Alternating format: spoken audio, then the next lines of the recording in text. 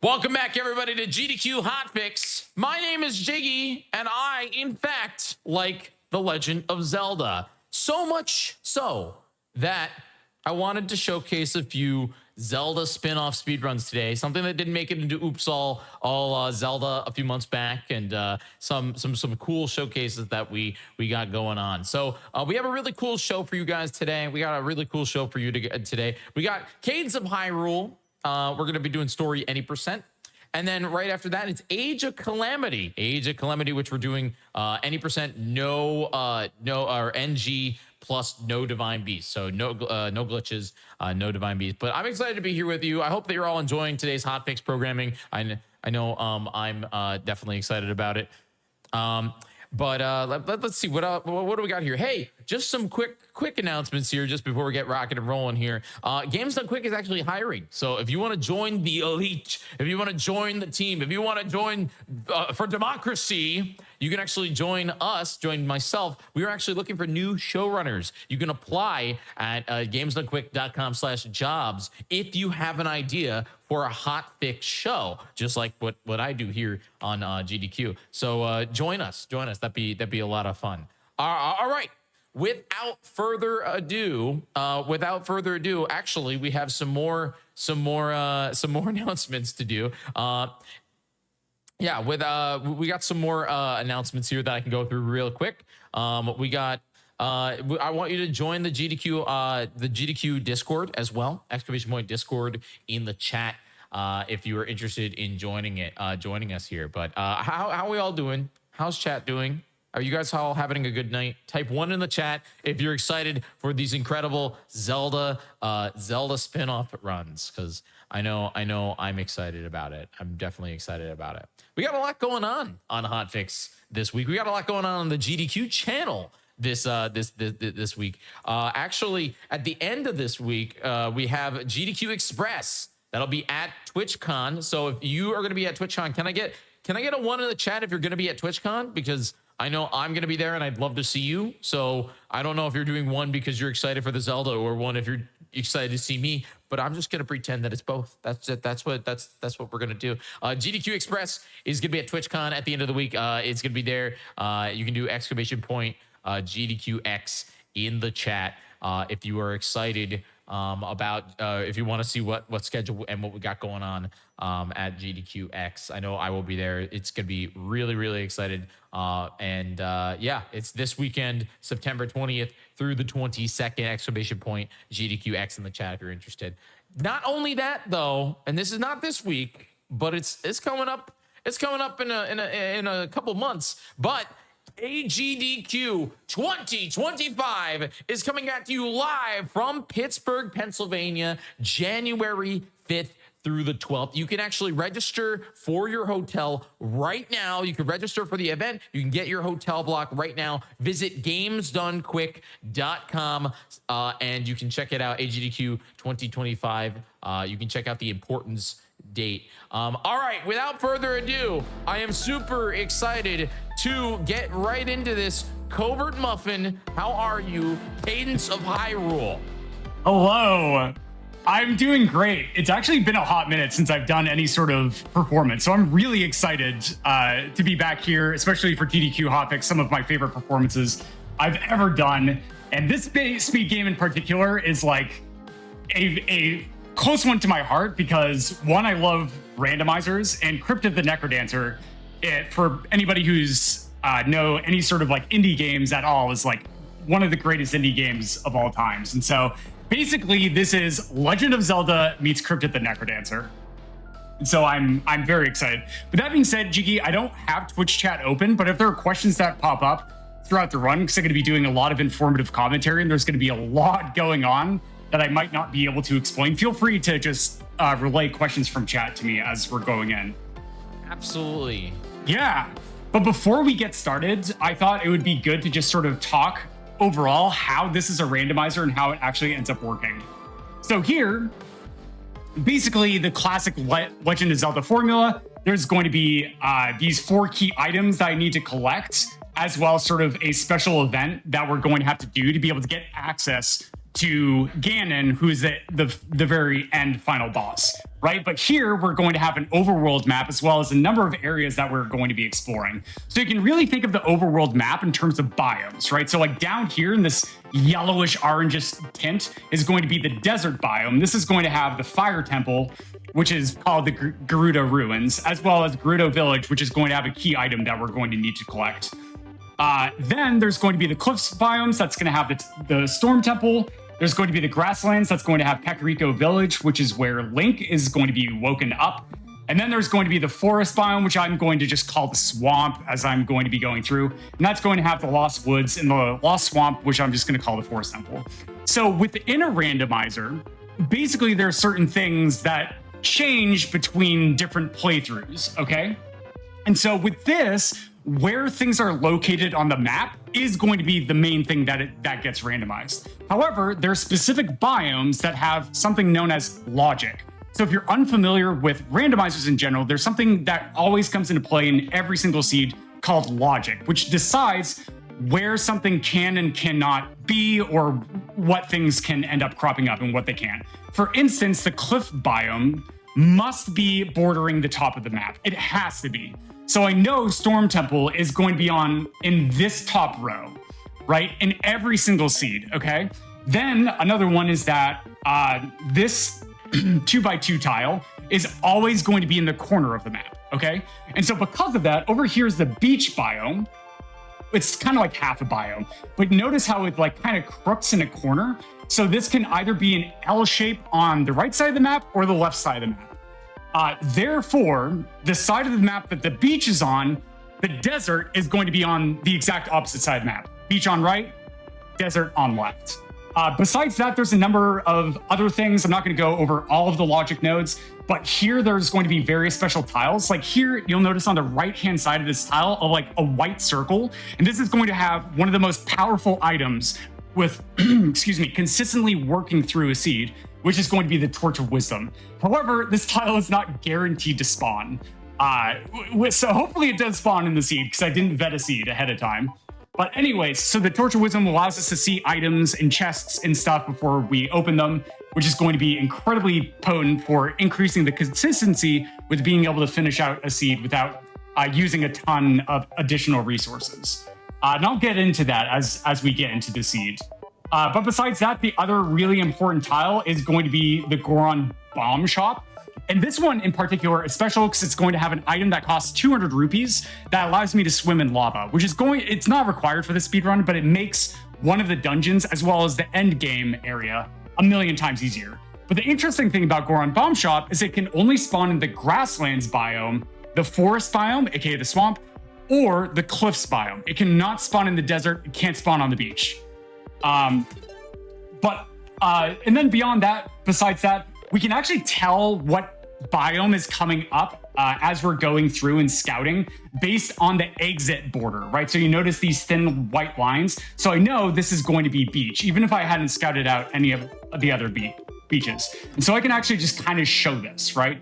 And so with this scouting, it's going to really reduce the amount of time it takes on the seed if I can just tell where stuff is right out of the gate, okay? So for this one, this is the very start of a seed. I haven't scouted anything, right? This is going to be the first exit tile, which is going to show a lot of additional stuff. But immediately I see this white border here on these three tiles. So I know that desert is here, and therefore Gerudo Ruins are going to be right here in this corner. Thus, the beach must be in the bottom left, right corner, and then so many other things, right? And then we have this darkened tile, so I know that Lost Woods is going to be somewhere around here. Therefore, Temple of Storms most likely is somewhere over here, okay? So there's definitely a lot of logic reading and stuff that goes into the early game, and it's going to get very intense very fast. That being said, time's going to be starting when I wake Zelda up, so I will just give a quick countdown. Oh, yeah. Muffin. Yeah, I'm ready. What soundtrack are you going to do? Just the base game soundtrack. Oh, just the normal soundtrack. Jewels? Family Jewels. He's my buddy. No. Bummer. I love this. I know Power Up Audios are good friends of mine, so I just love them to death. So I love Right, their chat, original you OST. guys can all go at Family Jewels on X and say your music is slower. We get it. We get it. All right, whenever you're ready, take us away. All right, so we are going to be starting in 3, 2, 1, go. All right. So immediately out of the gate, we're going to be getting the telescope, which is basically going to increase the scout range that we're going to be doing. Then here I'm going to be doing a piece of tech known as blooping. I know it's a funny name.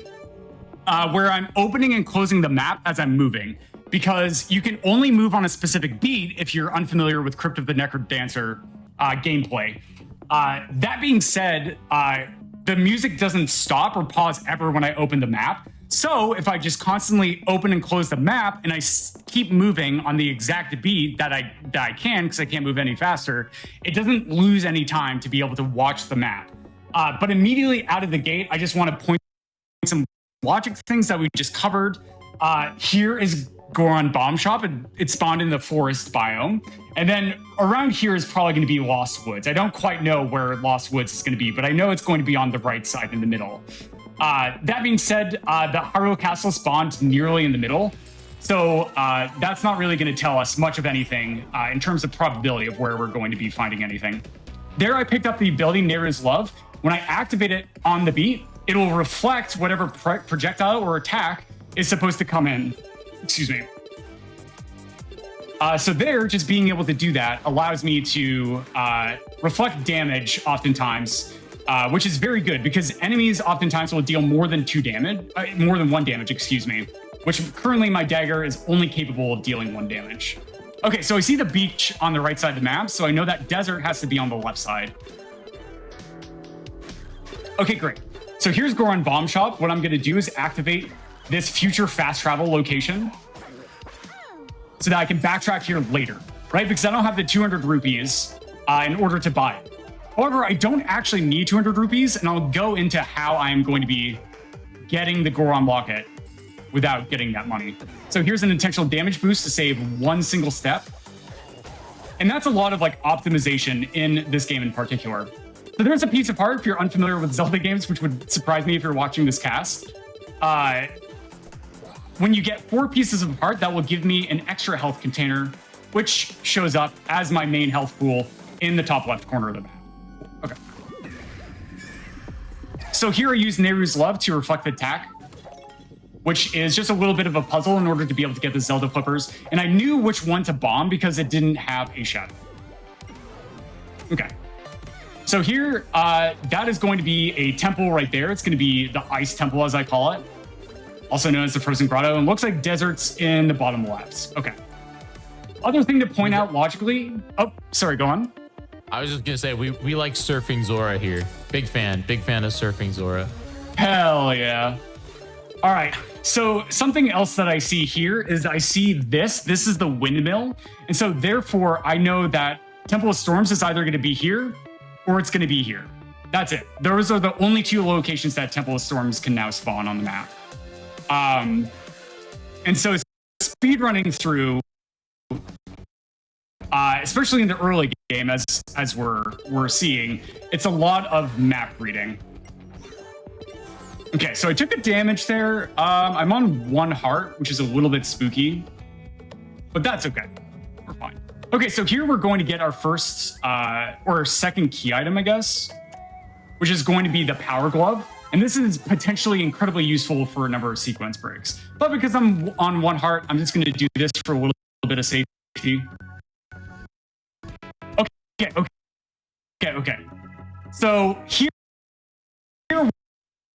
what I was looking for is in the Gerudo ruins, there are 4 secret little caves that are going to basically contain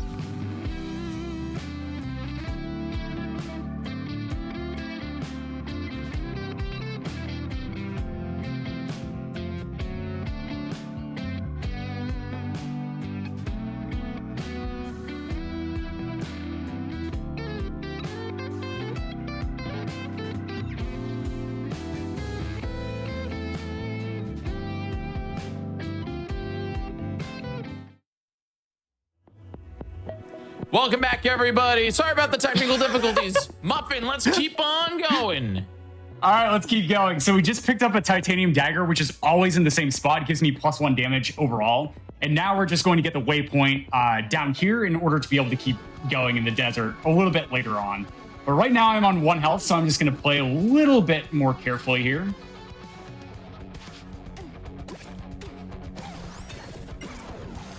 Okay. I'm almost dead. So I'm actually... So one thing, if you've never played a Crypt game, Crypt of the Necrodancer before...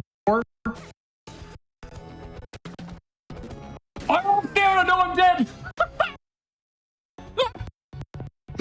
Oh, that's gonna be such a pain to backtrack to. Oh, wait, no, I got the waypoint. Okay, we're fine. This is fine, chat. Look, listen, I totally plan to just die an absolute bunch ton. But like strategy and like, oh, I don't have a shovel. So I might have to come back here for later. Yeah, this is fine. This is fine. Okay. Yeah, because I have that waypoint. That's actually not that big of a deal. So we're going to look for the item torch and head over to CAC. Yeah. Okay, cool. Yeah, so a strategy in Crypt is that if you're on low health and you are feeling overwhelmed by mobs, as I do a cool little sequence break here to get on this cliff as I'm just heading along the top of the map, even though you can't see me, is to just back off and let things sort of filter in one at a time. Because things just have a different movement speed or a different beat. And stuff and performances, because it's just like, it's so fun to just see how all the chaos ends up unfolding. Oh no, that's bad. I'm gonna peek up here to scout. Okay, there's item torch. And we have Goron Bomb Shop. Okay, great. Just reminding myself of the stuff I've found so far. So up here, right, once again, the white circle, and then I know the side of the circle that the Wisdom Torch is gonna spawn on, based on the side that the dots are on that white circle. Cool. So I'm actually gonna get this fast travel point just in case I need a second item torch. But so when you take a death in this game, the things that you lose are your items, which are like the shovel, the torch, you lose the rings, and your whatever boots that you have on. Okay. But that's totally okay. So when you don't have a shovel, and or don't have a torch, then enemies have a really high probability of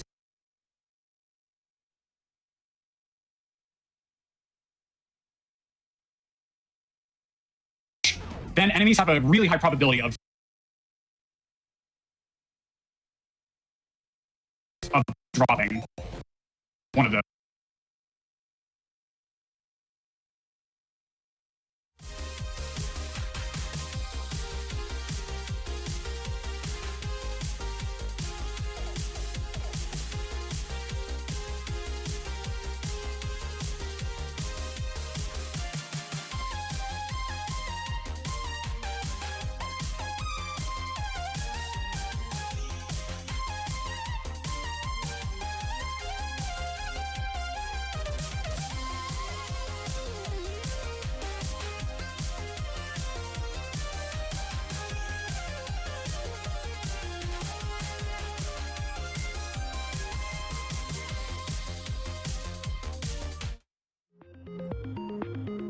Hey, apologies. Yeah. Apologies for the tech difficulties. It's just my internet service provider. It's just one of those nights where it's unstable. This is why I never apply to host during the online GDQ events, is because I can't really rely on my internet. So thank you so much for your patience, and I am good to get back in if you are. We all understand, right, chat? Type 1 on the chat. You understand. Awesome. Thank you. Thank you. I appreciate it. Okay. So what I was saying was that every single dungeon is basically a square. And so you can kind of plan out where you're going to go based on what corner and or edge. But here we're going to be taking down the shopkeeper because when the shopkeeper dies, they drop a coupon, which means that one item in a shop is now free. So that 200 rupee Goron locket that we're going to be collecting to be able to swim in lava is now going to be free, which is amazing, as you might imagine. So that just bypasses the rupee requirement. Okay, so here's the Shadow Link fight, and after we defeat Shadow Link, they're going to drop the Hibiscus Flask, and then utilizing the loot there is going to allow me to basically exit the dungeon. So now the Hibiscus Flask, we're going to go ahead and wake Link up, which is required to be able to finish out a No Major Glitches run.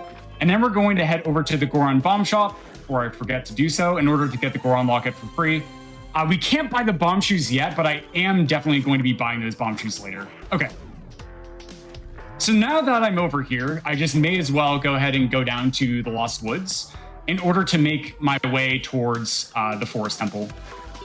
But now I pretty much have like all of the map information as to where I need to go for the rest of the seed. And so we're going to be entering sort of the second third of the run, which is basically going to be getting all the boss keys and then setting up for a boss rush.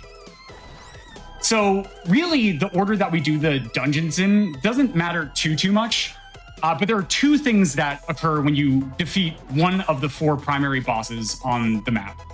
The first thing that ends up happening is that more enemies actually end up spawning on the map, and they tend to be a higher tier, which means that they have more health, and they will deal more damage potentially.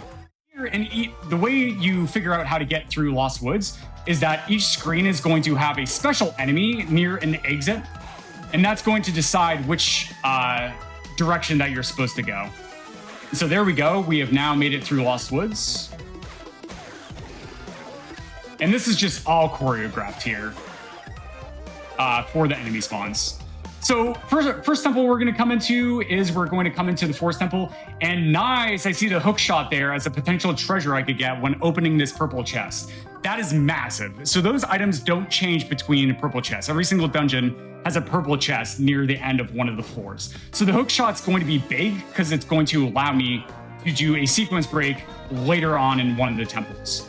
So every single temple actually ends up having 2 floors associated with it that you're supposed to go through. There, what I just did was I threw a box up to hit a switch that normally you can only activate after you finish the first floor. But because I hit the switch from afar, I am able to bypass and fully skip the first floor. Oh, geez, that key's in a terrible spot. Of the temple. And so, because I saw Hookshot there, I'm now guaranteed to be able to finish every single temple while being able to skip the first floor in each one, which is awesome. So I'm going to come over here. Keystones are incredibly important resources for a run overall, and I don't need that compass. So over here to my right, you'll notice that there's that like cyan trimming there along the wall and floor, or not the wall, but just the walls in general, right? And so that is going to denote where I need to go. Oh, yes. This was exactly what I was hoping for. Yes, I got a rapier. Okay. The rapier is my favorite weapon in this game overall. So I was really hoping that would show up. So to explain this, every single dungeon has a golden chest that's can only be opened up by utilizing a key. Okay, and so what weapon is stored in each golden chest is randomized between seeds. Early on my second golden chest. Oh wait, no. Is very, very big. But now there's just one more enemy. It looks like I'm getting trolled here. There we go. Okay. So there's the boss key, once again, using the loot to head back to the entrance of the dungeon. Richard, just let me know. No, it looks like it's okay. Okay. So now with the rapier, we are actually going to buff the rapier. So in this game, in Crypt of the Necrodancer, this is from Crypt of the Necrodancer, is that we can actually infuse weapons with one of 4 different enchantments. I am going to go for the second fastest one, just because if I make a mistake, then the fastest one is actually slower. So what I'm going to be doing is titanium infusing my rapier in this nice little secret area, and that's going to give it +1 damage overall. So the way the rapier works is that when I am bordering something and I move into a tile, which is how you attack, I end up getting excuse me, a 2 damage attack. Now that's titanium infused, base of 1 damage. However, if there's an empty tile between me and the enemy, and I move towards the enemy, I will actually lunge forward attacking, just like this, and deal an additional damage. So that is going to be 3 damage in total here. Oh no, my torch! Okay, we're gonna have to get another wisdom torch later on. That's okay though, that's okay. My favorite weapon in this game was the spear. That's how I beat it. Oh yeah. Yeah, so the spear is the other weapon that I will get. Yeah. If I can't find the rapier.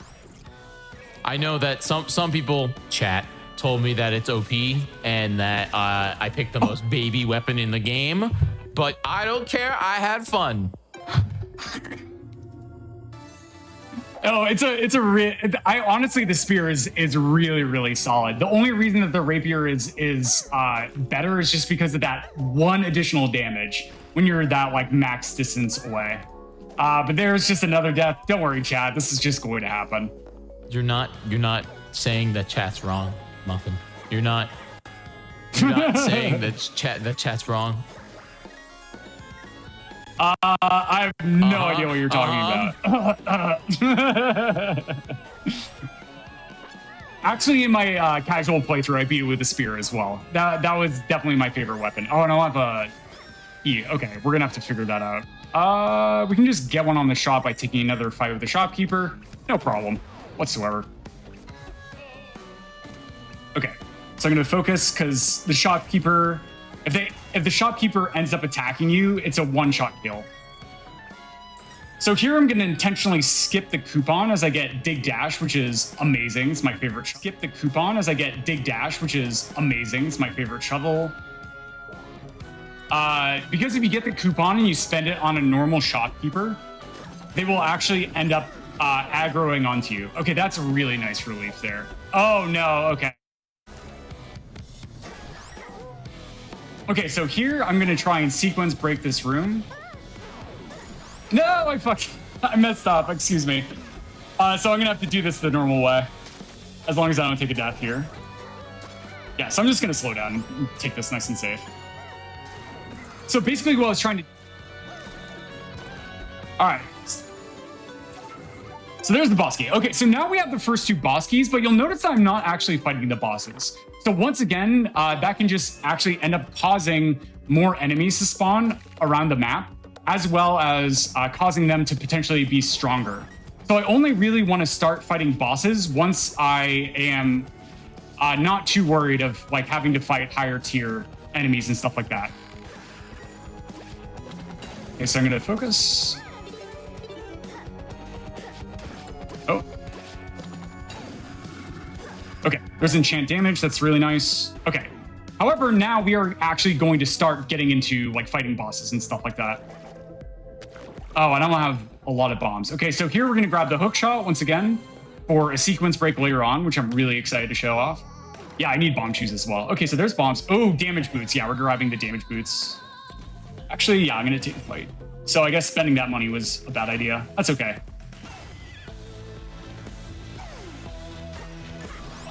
Okay. Avoiding the coupon again. Okay, so there are the bombs, and then we got the key there. Oh, I also don't have an item torch. Whoops. Yeah, so let's go back. Let's slow down. Let's go get the item torch. And then let's go back to Goron Bomb Shop in order to be able to get bomb shoes. Okay. All right. Yeah, so the other thing that happens when you defeat your first 2 bosses is the last 2 bosses actually end up getting a bump in their health pool. So 2 of the bosses actually have 5 things that you have to end up taking out. Oh my god, I don't have enough rupees for bomb shoes. Rip. Okay, so we'll have to come back again. That's okay, not a problem. Whereas the 2 of the other bosses only have 1 enemy that you have to end up killing. And so we want to kill the bosses that have 5 enemies each first, because they will have less health when we kill them first. Okay. I have enough stamina. Now we want damage boots. Okay, didn't get the money. So yeah, we're gonna have to come, I guess. How do I want to play this? I need money. Where do I get money? I think I can just go do Temple of Storms. Yeah, I think... Actually, no, I know what to do. I know what to do. This is weird. I've never had this happen to me before.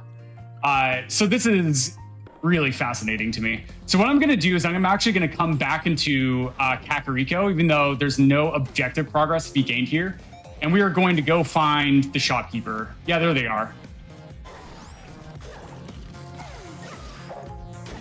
And that's actually going to allow me to basically break these walls in order to get more money. So here I'm just going to drop a bomb, and that's just going to spawn a bunch of 5 rupees.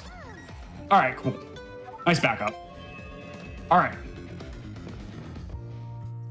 And so now we're going to go to Goron Bomb Shop and get bomb shoes. So bomb shoes are bombs, but they basically travel in a line for a certain number of beats before they actually end up exploding, or if they connect with an enemy, then they will explode. Okay, cool. So now we're going to start doing our boss fights. So here as I equip bomb shoes, so this one's just going to have a quick kill method that I'm going to do the first half. Bomb shoe, I mean, it's just a regular bomb. Cool. Okay, first boss down. So now we only have one more temple that we have to do in order to get a boss key, and then we're just going to go in a boss rush and then go into the end game scenario itself. So here, because I'm out of bombs, I actually need 1 to 2 bombs to be able to get access to the next temple by doing 1 of 2 sequence breaks. It depends on the tile set. All right, cool. But yeah, if there are any questions in chat, Jiggy, that you've seen, this is a perfect time for them. We got nothing right now. I think everyone's just really impressed by all the gameplay. Like, awesome. This stuff, you've been schmooving through this. It's been crazy. Okay, yeah, so I got really bad RNG, so I actually have to do the slower method. This is great.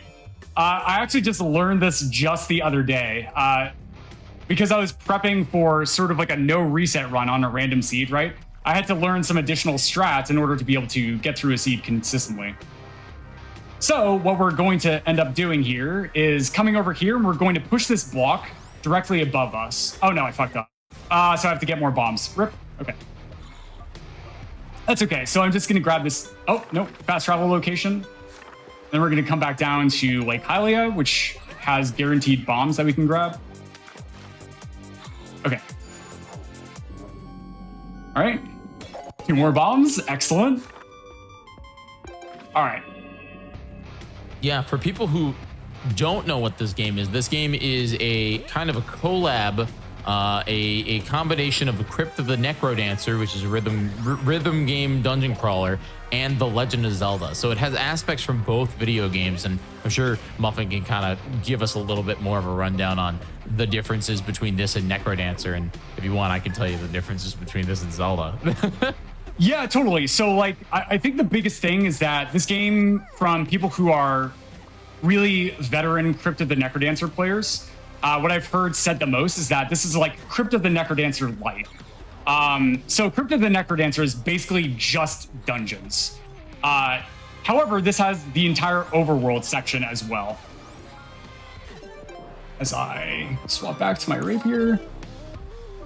Whereas in Crypt, yeah, it's just dungeons, but also it's overall just a little bit easier and a lot more forgiving timing wise. So now we're going to actually do an explosive boost. So normally you're supposed to go on the first floor there of the dungeon, then go over there and hit that switch that's like to the right and slightly down, and that will reverse the air currents, allowing me to get to the second floor. However, I can bypass this by kicking a bomb shoe forward, wasting a beat, moving to the left, and then moving up to be able to just get instantaneous access to the second floor. And there are 3 treasure items in the purple chest that allow us to do that. Okay. Oops.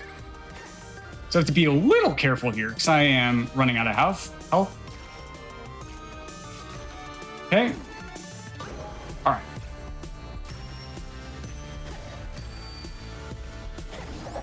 Okay, good. Just being a little bit extra careful here.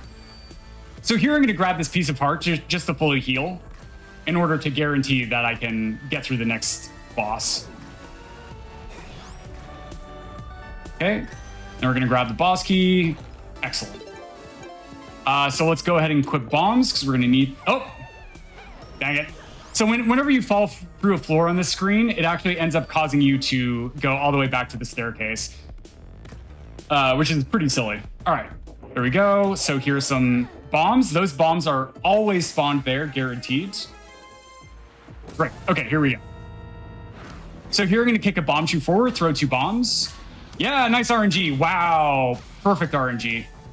That was beautiful, dude. That was exactly how you want that fight to go. That was textbook.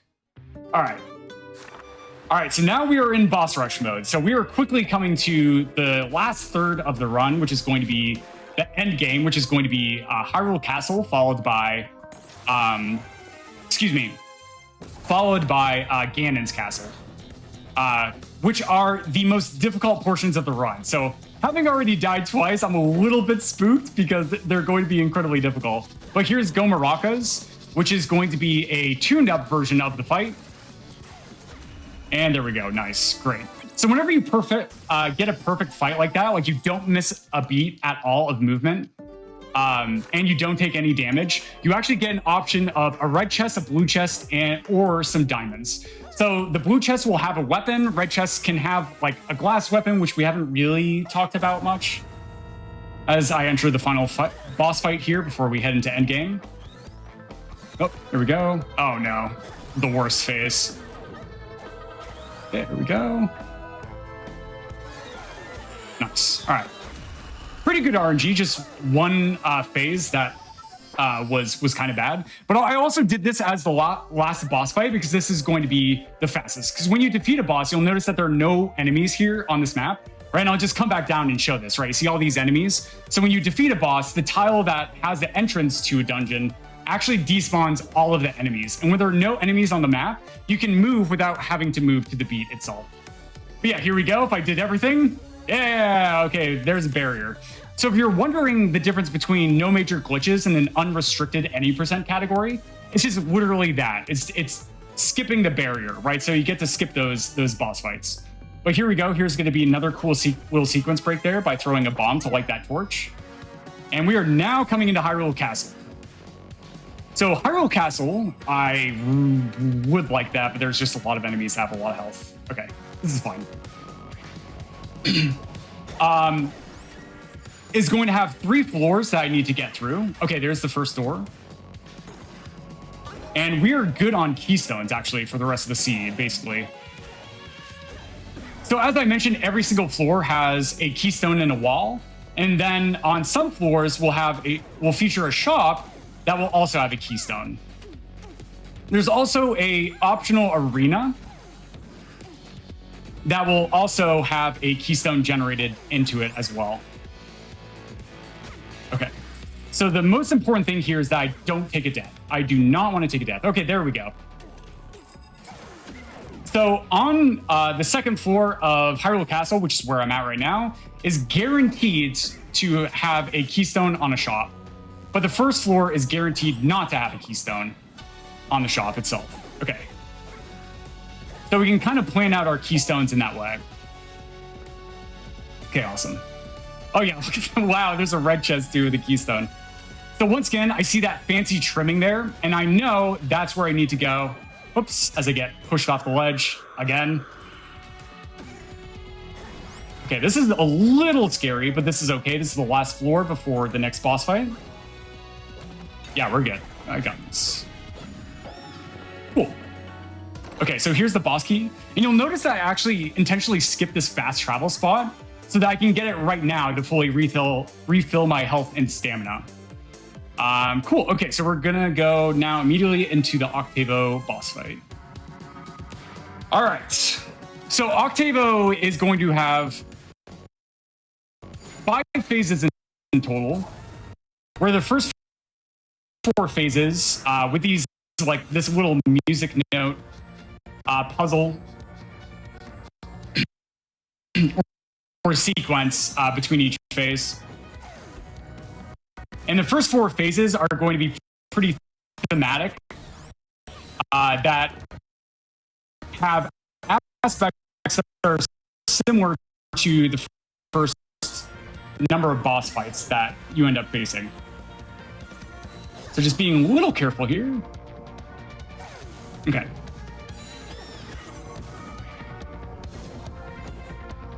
All right, gonna reflect, which is going to give me 2 frames of invulnerability as well as the reflection of the projectile on the first beat.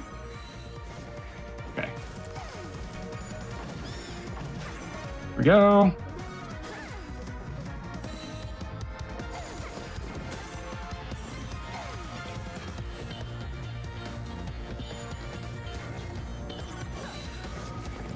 Okay, good RNG there. And so here I'm intentionally also clearing out enemies if I can. Okay, here's the final phase. And staying in the middle to help me track down Octavo. Okay, yep. Yeah, we got it. Nice. All right, great fight. That was great. I played that super, super careful. And now we are going to be heading over to Ganon's Palace, which is going to be the most difficult portion of the run. And this is what Crypto the Necrodancer usually looks like in terms of like the number of enemies and the difficulty as I get a heart container for safety. Oh, the compass, dude! Oh, that's so big. That's big. So the compass is gonna point me exactly where I need to go. That is massive. Okay, that's gonna save a ton of time. Okay, so you'll notice that blue arrow on the right-hand side of the screen, just telling me exactly where I need to travel. So I can just make it beeline. Okay, it's a Zelda fight. Oh, this is really bad. Okay. Yep. Okay, there we go. All right, first 4 down, 3 to go. Okay, I'm gonna take this teleporter.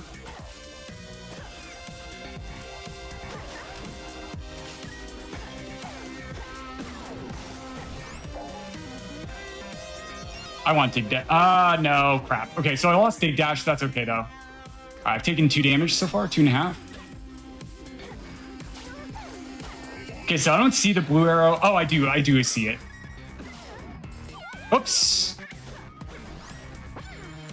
Nice, okay. Oh, there's the Lionel. I see him. So a lot of being able to navigate these screens in general is just memorizing exactly what enemies can and can't do and what decides them to start moving.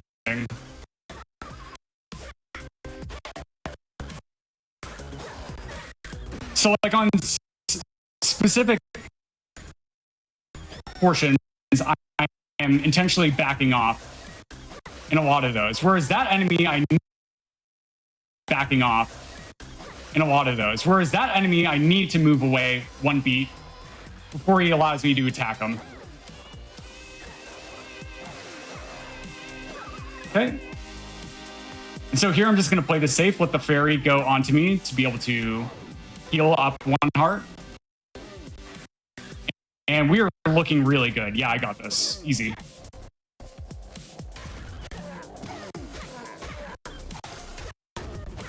Okay.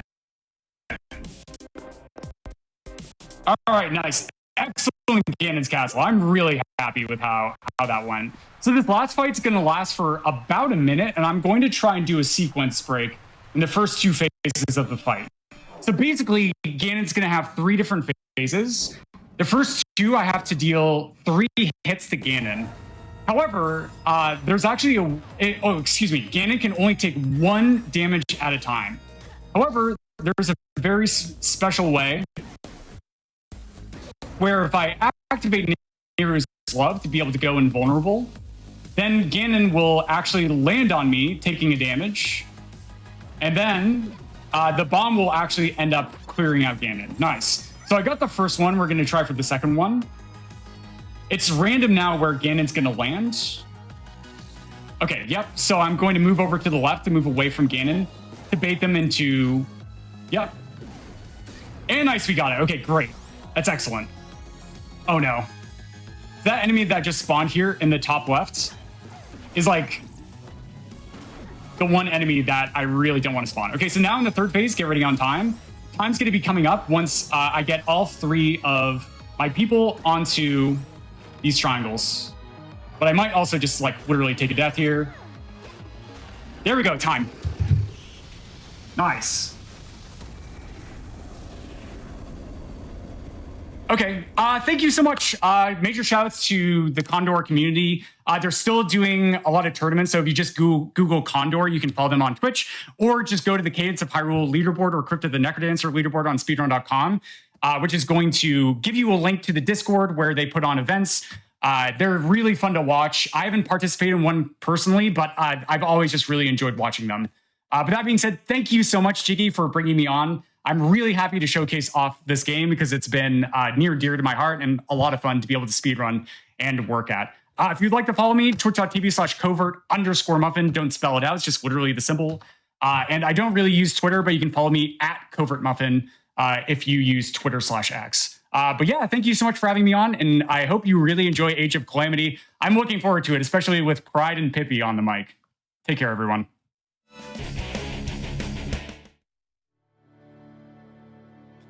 Welcome back, everybody, to GDQ Hotfix. Today is Zelda spin-off day. I am super excited here for a awesome run of the Age of Calamity, or how I like to call it, the Age of Clams. I love Age of Clams, so I'm definitely excited for this amazing run. Quick before we get into that, I just want to say thank you.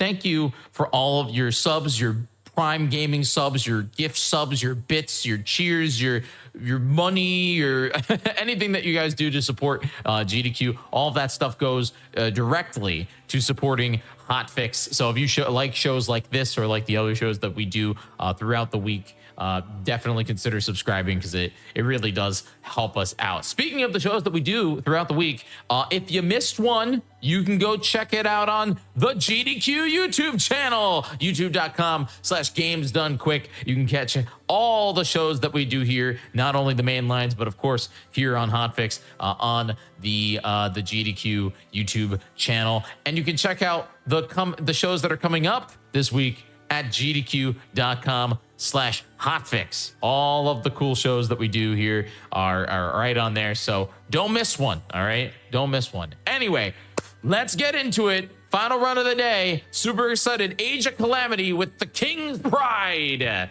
King's Pride, how are you? Hello, I am doing great. My name is the King's Pride, but y'all can just call me Pride. And you've probably heard my voice before if you are a connoisseur of GDQ on the host mic, but now I am in the runner's seat. And joining me is another fellow host to color up our commentary. Pippi, would you like to introduce yourself?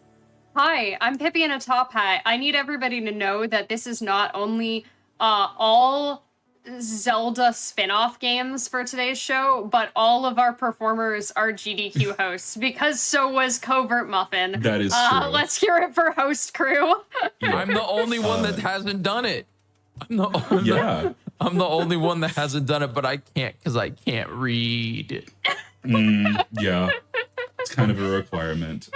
Now, before I load into the game, I will say that since this is the last stream that we have before TwitchCon and GDQX, I am going to say that we have a mechanic in this game called Blood Moons that will show up on random missions as I go through all 20 missions of the game. And if one of them shows up on the mission I'm on, it's an automatic 2 minutes of time loss. And it's completely RNG. So if we happen to have one of those, I will donate $20 to my good friend Gymnast's run of Ocarina of Time, all dungeons there at GDQX. So look forward to that. And hopefully we can appease the RNG gods a little bit. But without further ado, I'm about ready. Are we ready to go? I believe I'm ready. Pippi, you ready? I'm ready. I'm ready. All right. Let's do this. Okay. All right. I'm going to load into mission 1 here. I want to see Zelda on a motorcycle. Can I see Hey, Zelda on a spoilers. Yeah, motorcycle? Zelda on motorcycle is my favorite. Spoilers. That's how I beat the game. Unironically, that's how I beat the game. It's so good. We'll get there though. Don't worry. Now we are loading into mission 1. The timer will start whenever I hit A to begin. We will pop in as Riju, and we're going to be launching into a trick immediately. So things are going to be a little hectic, but we are ready to start here in 3, 2, 1. Begin the run.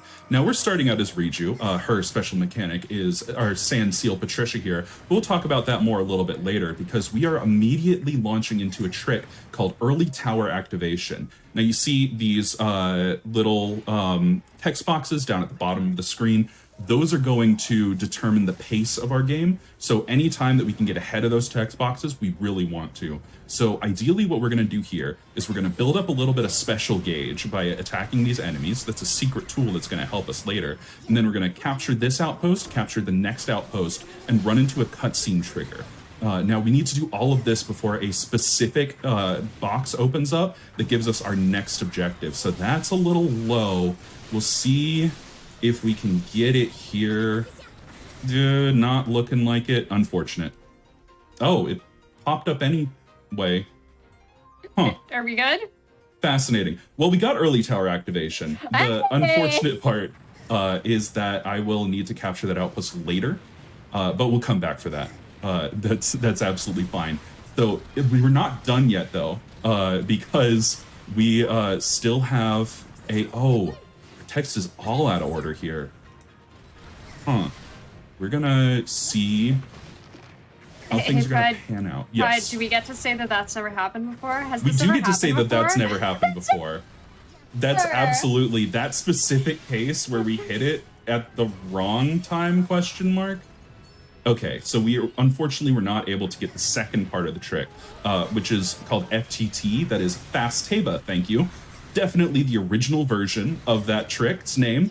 Definitely was not thinking, oh man, that's a really hard trick. It's almost impossible. It definitely didn't have a name befitting a trick that's very, very difficult. But we're gonna go back. We are now playing as Taba. So one of the beautiful parts about this game is that we can switch between a ton of different characters. We'll get into the intricacies of that later. But this is Taba, our second main character that we're going to be using in this mission, in this whole run here, rather. But Taba is incredible because he is an absolute beast. He does a ton of damage over a super wide area. A lot of casual players kind of steer clear of Taba, I think, because his combos are a little harder to control, but if you have a grasp on them, he can deal some of the highest damage per second in the game, third only to a couple of others that we're going to see later. But here we're going to do a quick saturation bombardment, going to rain down some bomb arrows and immediately clear out that outpost. We are going to run back. Riju, what are you doing, baby girl? She is having a time of it. So we're going to have 3 moblins over here. We're going to use Riju's special attack and do a huge area of effect blast. This might hit all 3. One in the back sometimes gives us trouble. Yeah. So Riju's special attack there, as you can see, does a huge area of effect. So sometimes we can get all 3 of those moblins, but not always. But that is mission 1. Oh, I can breathe again. What's everybody doing? Fun fact for you, I actually have not used any of these characters that you're using. Great. You're going to see some of the beauty of these characters. I didn't use them a lot either. Yeah. Riju and Patricia is a really kind of like adorable and fun character, but really frustrating a lot of times to control. The secret to controlling Riju and Patricia is to not move the control stick. Yes. So fantastic story about that. I believe I was in a conversation with, one Pippi in a top hat, where I was talking about how much Riju and Patricia, Blood Moon's right there. Okay. That we're good. scared me a little bit. We're good. That's not money out of my wallet quite yet. But I was talking to Pippi about why Riju sucks and I hate her. Because if you are doing her rampage attack, her special ability, she careens all over the place. It's a casual player's nightmare. She hits over a huge area but doesn't deal a ton of damage. And I'm like, this is awful. I just want to play as Bike Zelda. She feels so much better. She doesn't move everywhere. And I was like, look, even if you don't hold anything on the stick, So if you don't hold forward, he doesn't deviate. Yeah, you only move left and right. You don't move forward. It's kind of dire. But we're moving into mission 2 here. So this is the first of our escort quests. Who am I escorting? Don't worry about it. We'll see them later. They'll catch up, probably. But we're going to be running on ahead here. So in casual play, mission 2, Road to the Ancient Lab, is a very long mission. You can see this labyrinthine map that we have here. It's got tons of verticality to it. You're supposed to go, and there's going to be a guardian that'll be chasing after us. We need to run away from it and activate some lasers to deal with it and whittle its health down so that we can actually fight it, because it has tons of health. It has the amount of health of an endgame boss enemy. So this is New Game Plus, and New Game Plus means that we are using an already completed save file. We have all of the max upgrades to all of our characters, all of the best weapon seals on them, and all of our characters are at level 100, as you can see with that meaty health bar at the top there. Also, that's Princess Zelda on a motorcycle. Don't worry about it, we'll talk about it later. But we're gonna go to this guardian. Yeah, we're gonna hit him with a stasis rune, and we're gonna do a combo 1, 2, 3, 4, 5. Hey, who likes Dragon Force? So far away, we wait for the day, for the light source. There we go. So, in case anybody's confused on that extremely quick mission clear, you don't need to go through all of the rigmarole. You can just kill that guardian. A lot of people did that with shield deflects in casual gameplay. We just use an attack that is best utilized at exactly 200 beats per minute, which happens to be the exact speed of Through the Fire and the Flames by Dragon Force. So that's what I play in my head whenever I mash for that. Yeah, you're not supposed to be able to kill that guardian. You're not supposed to be able to kill him that quickly. Teva just absolutely dominates that health bar. Yep. Notable, we are skipping our first Divine Beast here. So this category is New Game Plus, which I've already explained, and no Divine Beasts. Basically, the main leaderboard category does all of the Divine Beasts. I ran that. I'm second place on that leaderboard. Unfortunately, all the Divine Beasts they're amazing in casual play. You really feel powerful. You're killing hundreds of thousands of enemies. You're dealing away with them in massive swipes, and it's an auto-scroller that you can lose time on. So I don't do them. It's a little more fun this way. Yeah, it's just kind of a quality of life change to make the game a little bit more active to run. Yeah. They are incredible casually, and we highly recommend you play them casually. I highly recommend you just play this game casually. It's really good. But we are in Mission 3 now, and with Mission 3, we're going to start going more in depth into orders. So orders is the mechanic that I feel really makes this game shine as a speed game. They were just running into walls there. I never watched them, but I don't think they do that often. Anyway, so we get to tell our characters, hey, Riju, go over here. Teva, I would love if you would go here. And Zelda, if you could fight this electric whiz robe, I'd love that. So now our characters are going to auto-navigate there. It's going to be slower than if we were moving ourselves, especially with all of our speed tech that we have. But it is going to save us a ton of time in the long run of not having to run around. In casual play, you're probably playing, one character. Maybe you're sending a second character out to do something. But you're spending a lot of your time running around, just killing random enemies. So here we are focused, and we go directly to which enemies we need at whatever time character in the game. This is Bike Zelda. This is the reason why I decided to speedrun this game. The second DLC of the game had just come out. Bike Zelda was in the first DLC. She is amazing and lovely and feels so good to play. And I was like, I want to play this game a little more. So here we are. A motorcycle is her weapon, to be clear. You can have multiple, you can select from various weapons for some of the characters. Link has a million weapons as options in any Hyrule Warriors game for some reason. Zelda has a couple to choose from, but the DLC just gives her the Master Cycle as a full weapon. Yeah, it's pretty amazing. You see that we're going to be smacking enemies around with it. Unfortunately, that's the end of her for this mission. We'll hear a little bit more in the next mission where we could talk a bit more in depth about her mechanics. Needless to say, she is very cool. But now we are going to be preempting an instruction here. So you can see that the game is telling us to defeat the electric moblin, which we did with Bike Zelda.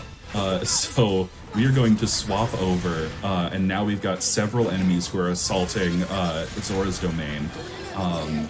And we are going to be taking out some of those before the game even tells us to. It's going to be 2 out of 6 here, I believe. 2 out of 5 that's going to pop up. I'm not actually... I think 5. I can't count. 3 out of 6. Speedrunners. What was the third one? We're speedrunners, we cannot count. I legitimately just thought... I don't even think about that when I'm doing the run. I don't remember who that's supposed to be. Anyway, we're going to be going and getting 2 others with Teba here.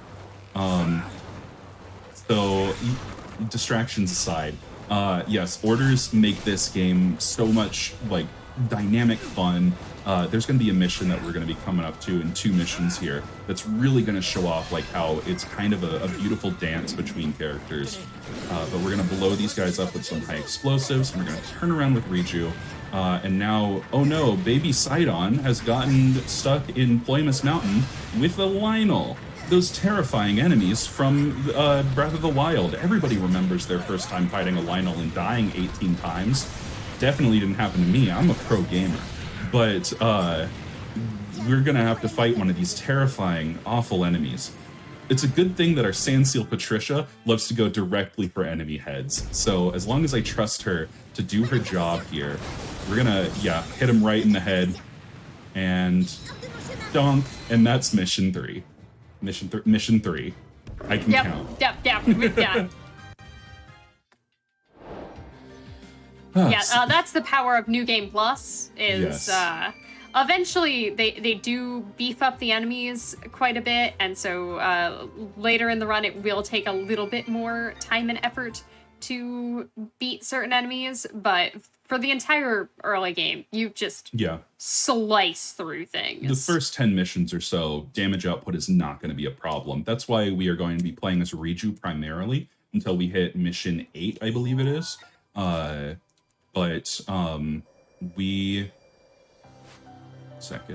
Navigating regular battle, thank you.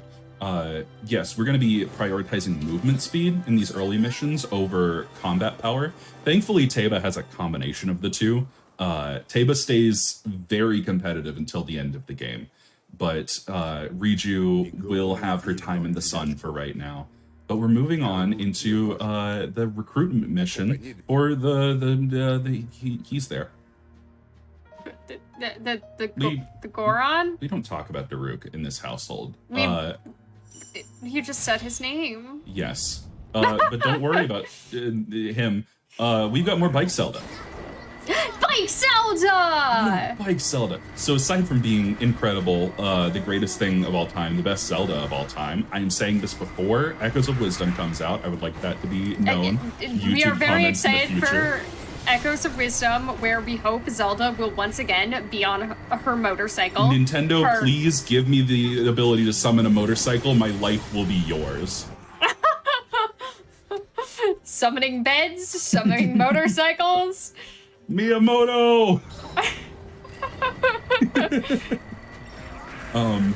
But yes, this is Bike Zelda. So you can see down below my health bar and between my characters and my special bar, that yellow bar on my my screen, I have a little gauge there. So Zelda's unique mechanic is that I can hold R2, ZR on a controller like this, I think, to overheat her motorcycle, overclocking it and giving us a boost to movement speed and to combat power. So I've got to keep a close eye on that, but clearly a lot of the time I don't want to just be staring at that. So I'm going to be looking at the shade of yellow that Zelda's bike turns. But we got that. We have to put Bike Zelda away. We will have her back later, but she's going back in the drawer. I almost said back in the closet. She's going back in the drawer, so that, don't worry about it. She's going back in the drawer so that we can bring her back out when we need her later. Can I just say that as a Skyward Sword speedrunner, staring at a tiny stamina wheel for the entire run feels really comfortable to me.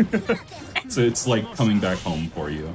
Yeah, instead of a lime, you have an orange. Yeah, but your lime is like in the middle of the screen as opposed to It's a true. tiny little orange in the top left where no useful information lives.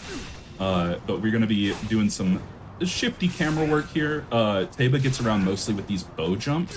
Unfortunately, they do not like to play nice with corners at all. So if we hit a corner, especially on an incline, it's going to point our camera straight down. We're going to try to get past these Octoroks. You absolute mean people. Those They are Octoroks will rocks. just knock you down immediately. But, oh no, we've got an Igniotalus, another massive enemy from Breath of the Wild that's so hard to defeat. How are we going to take it out? Gosh, I don't know what to do about this one, gang. We're in a tight spot. Yeah, can we take a moment to point out also that, hey, so Pride, what language do you have selected for this run? Yes. I entirely forgot to mention. Also, we ran into a bloopy, don't worry about it. A little bit of vehicular manslaughter never hurt nobody except for that bloopy. But we are playing the game in Quebecois. I will explain why after this trick. This is similar to ETA. This is just an early bridge drop. We do this animation when this text box shows up, and it will drop this bridge early. I don't know why. I just know that it works. Also, the eyes on this bridge are white right now. I'd like to point that one out. Yep. Mm-hmm. Got white eyes. Now they're red. Whoa! I don't... Got bought More some things colored that I don't know contacts why. in And- between those two shots. Yeah, the colored contacts for the bridge. Very important, very expensive. So while we're running up here to fight yet another terrifying Igniotalus and say hi to an old friend, Quebecois. So a lot of people have asked me, Pride, are you able to like speed up text boxes by changing the language? Unfortunately, the text boxes populate instantly, and changing the language doesn't give you less of them. And they're like, oh, so you've changed the vocal language to Quebecois, to French Canadian. Why is that? And I go, it's funny. They've got so many language options They have so on many. this game. They have Latin American Spanish. I had that for a while. That was great. But I always come back to Quebecois. They put 100% into it. Also, this is Oh, Gerard. let's look at our... Hi, Look at his Gerard. weird little nose.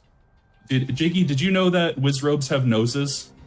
You know, I did not, but now they It's a forever little will. upsetting. Yeah, it's a little bulbous little... I hate this guy. And I That's so you know, rude to I'm one Gerard. to talk, but listen, Gerard, he... Don't worry about it. But yeah, there's a bunch of fun language options. The reasoning for Quebecois is, man, those voice actors go hard. They go They're whole like hog. so into it. We're really into it. I said the cursed phrase, don't worry. You about did. it. We might talk about that later. Okay, I don't see the blood. Ah, that's $20. Oh, did Blood Moon you? We blood mooned. Okay, so this is a blood moon. So if I were to, you'd see how it says recommended level is 63. So 63, I believe, is higher than, yeah, it's higher than the final level of the game. So Yep. that's going to be very slow. So what I'm going to do instead is I'm going to go to this side mission, Hairwidth Trial Beginner. We're going to load into that. This is a side mission where you cannot take a single hit. You got to defeat a bunch of enemies and then clear out a boss at the end. And this is the fastest side mission that I have found to do in the game. You have to clear a mission to move a blood moon. Sometimes the blood moon randomly moves to the same mission it was on, and I cry at 5 minutes of time loss that I could not prevent. I had a blood moon had to happen. Can I get a blood moon pog in the chat, please? On Galpike, Can I good get a Blood Moon Pod. Put that pog in the chat. Can I get a blood moon pog? That is, by the way, My first emote ever, my favorite emote of all time is Blood Moon Pog. Shoutouts to my IRL friends who came up with the idea, and shoutouts to one, Pippi in a top hat for bringing it to Horrible Life. I'm so sorry for drawing a blood moon Majora's Mask moon pogging. It's so good. It's legitimately my favorite emote on Twitch. I use it too much. So to be clear, the blood moon moves after pretty much every mission that will be completed. It's only an issue if the one it moves to is the mission we're going to next. Yep. So if it just migrates from mission to mission and is completely disregarded from where we happen to need to be, that's totally fine. We can just ignore it. Yeah. But it's only a problem that happened to be the mission we needed to go to next, and oopsie doopsie. Yeah. Now, there also, are exceptions to the rule. Yes. Specifically, here, because we get these 4 missions at the same time, we can technically clear them in any order. We do have to clear all 20 missions in order. There's a couple of missions that we get like that, but it's better to show it off because who cares? I'm not going to do the missions out of order. That will mess me up beyond recognition. Now we are loading into our recruitment mission for Rivali, everybody's favorite bird. Everybody loves Rivali. And Jiggy, how do you feel about Rivali? Yeah, how do you feel I about love Rivali? ravioli. Yeah. So he's It's a good pasta. declared war on us for literally no reason. Yeah, this mission confused me. I did not understand why Rivali just said he didn't want us to live anymore. I don't know why either. I legitimately could not tell you why Rivali is so mad. Why he's like, oh, these guys clearly are trying to destroy Rito Village. Kill them. He just is. He's great. I love him. He's also very powerful as a character. For much the same reasons Teba is. A lot of the reason why Teba is kind of busted in this game is there's a differentiation between ground moves and aerial moves for combat mechanics in this game, and aerial moves directly diminish the weak point gauge, which lets us do the big flashy weak point break attacks, and also just do a ton of damage, and also you can perk your weapons to do even more damage on aerial moves specifically, and Tape's a bird. Yeah, so this guy's He's a bird. always the aerial. So this mission, by the way, is what I was saying earlier with the beautiful dance of orders. So we're going to tell Teba to go to that closed door. We're going to tell Riju to go to this closed door for later. And basically, we're going to be passing our characters back and forth. One's going to unlock a door for the other one's going to move through, unlock the next door, so on and so forth. It's just, it's so beautiful. But yes, the aerial seals, for anybody who didn't know, are very powerful. They give you massive attack increases, like up to 24%, I want to say, for a double plus one. Of note, we are talking about weapon seals. They Yes, are perks you put on your weapons. Not Patricia. is not a weapon seal. Patricia is a sand seal. I did it again. What'd you do? I used the wrong No, you room. stasis a I rock? stasised the rock. You need to blow these rocks up. You have access to all of the runes from Breath of the Wild. The bomb rune is very clearly going to be our most useful. It deals direct damage to enemy weak point gauges. It does a decent amount of damage. It's got a couple other utilities, but we'll talk about those later. And sometimes I do the wrong one. Just, you know, a little quirky like that. I take that one back. Can I take that one back? Can we roll it back? It was funny. Do we It have was a funny. second? It's not allowed. You can't take anything back. Once set on GDQ is always on GDQ. Everyone's gonna foreverly write it down. There's an archive going on right now. Let's go. I made it on a GDQ cringe compilation. My favorite. No! Life goal achieved. But yeah. Just as you're casually, like, just slaughtering enemies. Yeah, we commit a lot of war crimes in this this game. So yes, weapon seals. Yeah, so weapon seals, your customizable abilities on your weapons. Aerial damage seals are really good because aerial attacks are on the whole really bad. Like they are just awful. You usually have to get on your paraglider, which means you have to bounce into a wall to do it. Some characters can go aerial for a couple of attacks, but then you get like 3 attacks in, you go back to the ground. It's not great. So Taba's a bird. Taba's bird. Half of his attacks are aerial. So he benefits from, I believe it's almost doubled attack damage. Yeah.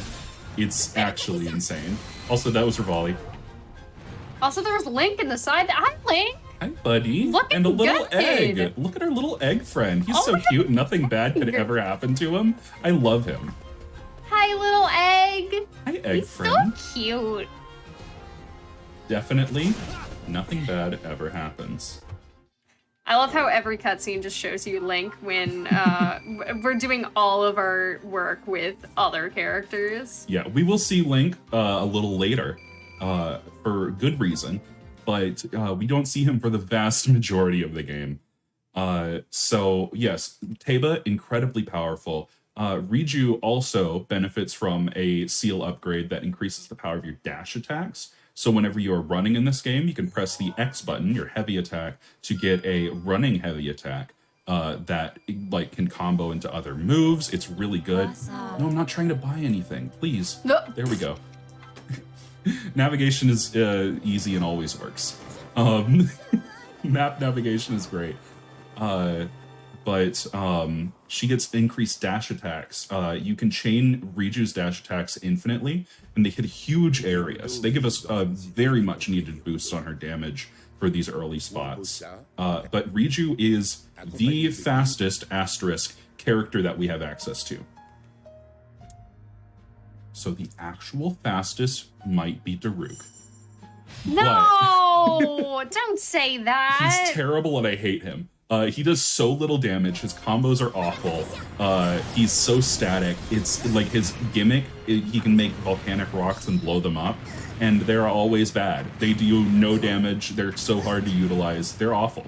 But he does exist, and his running heavy attack does move him significantly. So we use Riju instead. She is our fastest because of that rampage mechanic. And that, I want to say, like, almost doubles her movement speed. It's something crazy like that. But, Taba, you're moving? You're good, buddy? Okay. Taba is going to be our third fastest character that we're going to be using. Our second fastest, obviously, is Bike Zelda. But Bike Zelda loses out to Riju simply because she has to, you know, manage her overheat gauge. If we did not have that overheat gauge, I believe that she would be faster. You moved quite a far way away. And then Taba with these bow jumps moves pretty significantly. You can see that he moves a lot with this.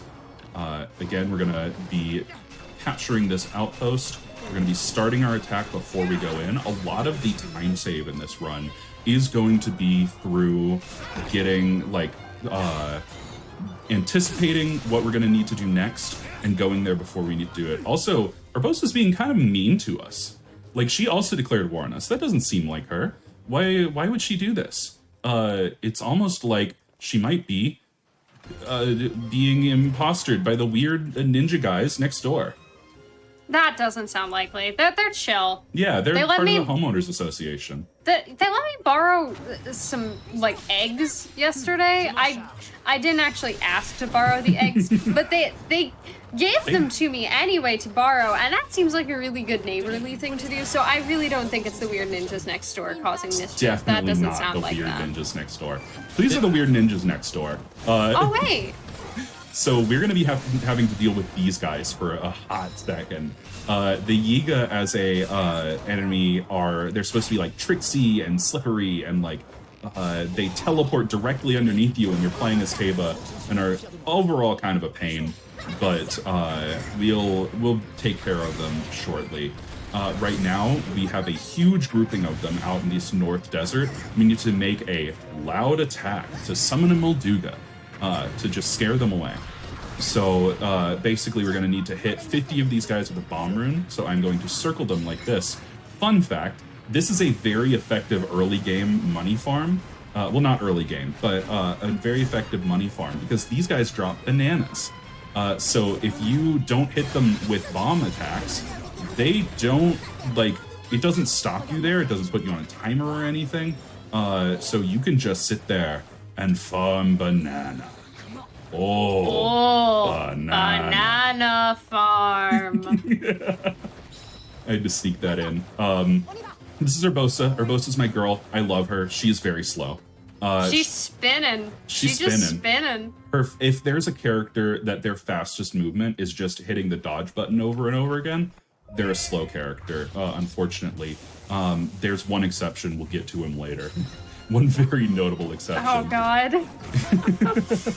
But for right now, we are going to do a little tiny bit of combat with Urbosa right here. Very nice. And that's all that we see of her.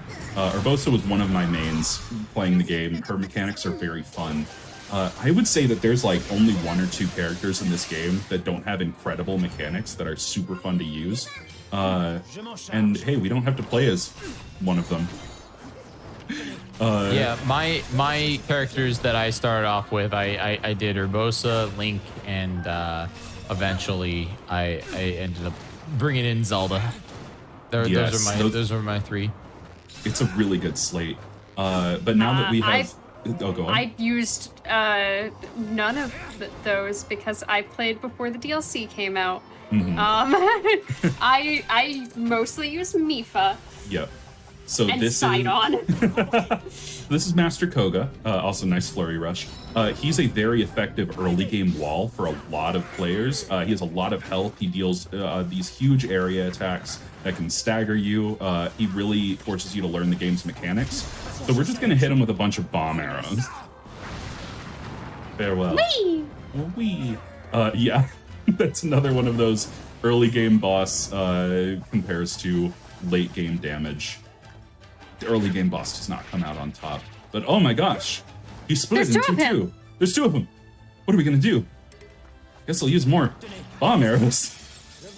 Yeah, for his non-existent health bar. Yeah, we tanked his entire health bar there. He's supposed to get to about a 1/3 left and then split, so they both have equal health. So one of the ones, the clone, has a third of a health bar left. He does not. Yeah, of note, at the end of each of these levels, you pick up weapons for characters you used and various items. The items, if your inventory is full, it is going to sell them automatically, which is the couple of text boxes that Pride has to clear at the end of each level, is to just get rid of the overstock. And the weapons, hopefully... we shouldn't have too many of them. Yes, to hopefully. Have to sell any of them. Sometimes it happens. If we pick up a lot of weapons for the same character, we can still overshoot the maximum amount of weapon pickups for a character before the end of the run, which means we have to go sell weapons. And that's slow. I fully sell out my weapon inventory after every single run. We have 70 slots. Teba may fill that whole thing. He usually ranges anywhere from 65 to 73 weapon pickups throughout the game. Crazy. Fun time. Fantastic time. So this is a great time to talk about how if we let a character go without an order, like we did with Riju right there, they will just find the nearest fight and just try to contribute. They won't do a ton of damage because the game wants the player to, play the game. But that is great for us because it lets them stay put. But sometimes we don't want them to find the nearest fight. We want them to just stay put where they are. Like there with Teba, I just told him to go look in a corner for a little while. He's in timeout. He's done a little too many war criming. Bad bird. No war crimes. Treat? No treat. It's also worth mentioning. So the sub alert on my channel is Teba going, Je me charge. which he says almost every time you swap to him in this game. So if I ever swap to Teba and go, that's why. So importantly, neither myself nor Pride, Jiggy, you'll have to help us out if this is not true for you. Neither of us speak French, let alone French Canadian. Yeah. So we think that je me charge means I have my orders. We're not quite sure. Yeah. Well, lucky for you, that's our I do best in fact guess. speak French Canadian. You and do? Yeah, I do, and I can confirm that you are 100% right, and anything that you say is correct.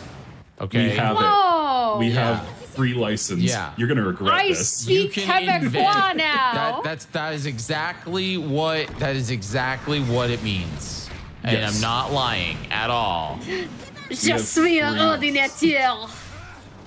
Je suis Napoleon. Yep, that's French Canadian. Yeah. Yep. Shout outs to anybody in the audience who gets that reference. Hippie did not. We had this conversation earlier today and have had it at least 3 times on that specific reference. Pippi didn't grow up with TV. Also, for Still legal issue. references, I need to say I'm not French Canadian. I live in New York, and I'm never speaking Spanish ever. Wait, French, not Spanish. Wait, what am I even saying? No. Jiggy, Don't we're worry about it. Don't not worry about it. playing on Latin American Spanish. Though Latin American Spanish is also like a It's specific language. Shit, it's so good. It's the variant languages, which there is only 2, unfortunately. Oh my goodness. Just ran into an explosive barrel. They go so hard in the paint. It's so good. It's lovely. Shout outs to the variant language voice actors for this game. I appreciate what y'all did, and you have my undying support. If you get married, I'll come to your wedding. If you're already married, you missed the boat, buddy. Oh, they can Sorry. renew their vows. I mean, they can. They can.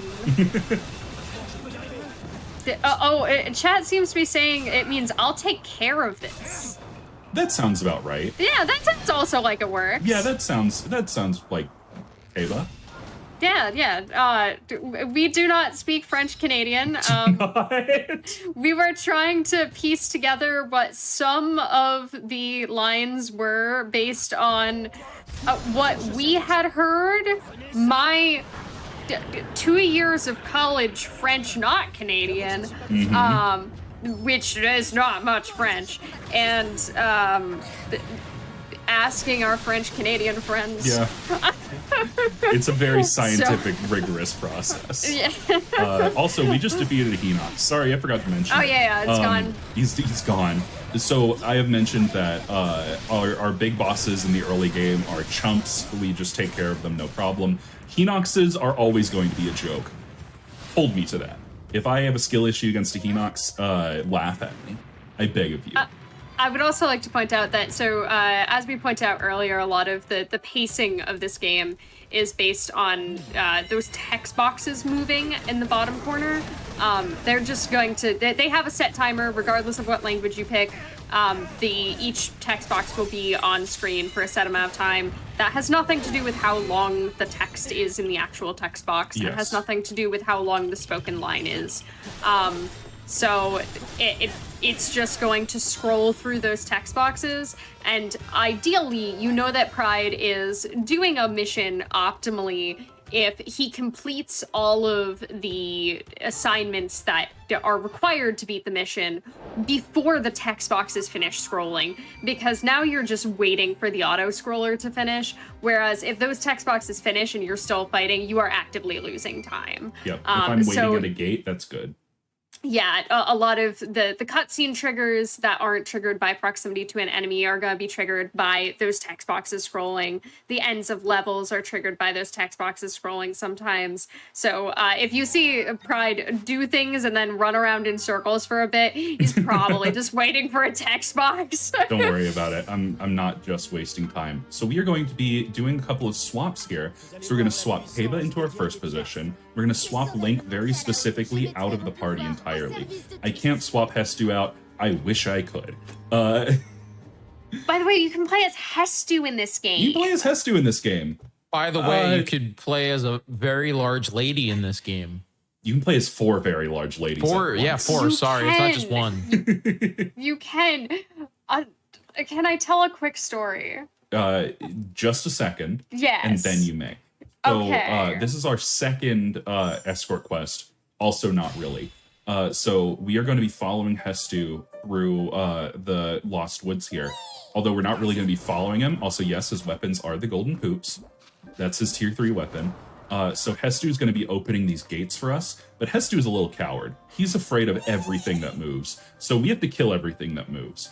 Unfortunately, we have a bunch of stall enemies in this mission, which they have 2 health phases. You take out the body, and then you've got to take out the head. So you've got to deal sustained damage to them. They are in huge groups. They're kind of a pain if they spread out. So ideally, we would just do saturation-like attacks. Hit them for a long time, very hard. Oh, hi, Teba.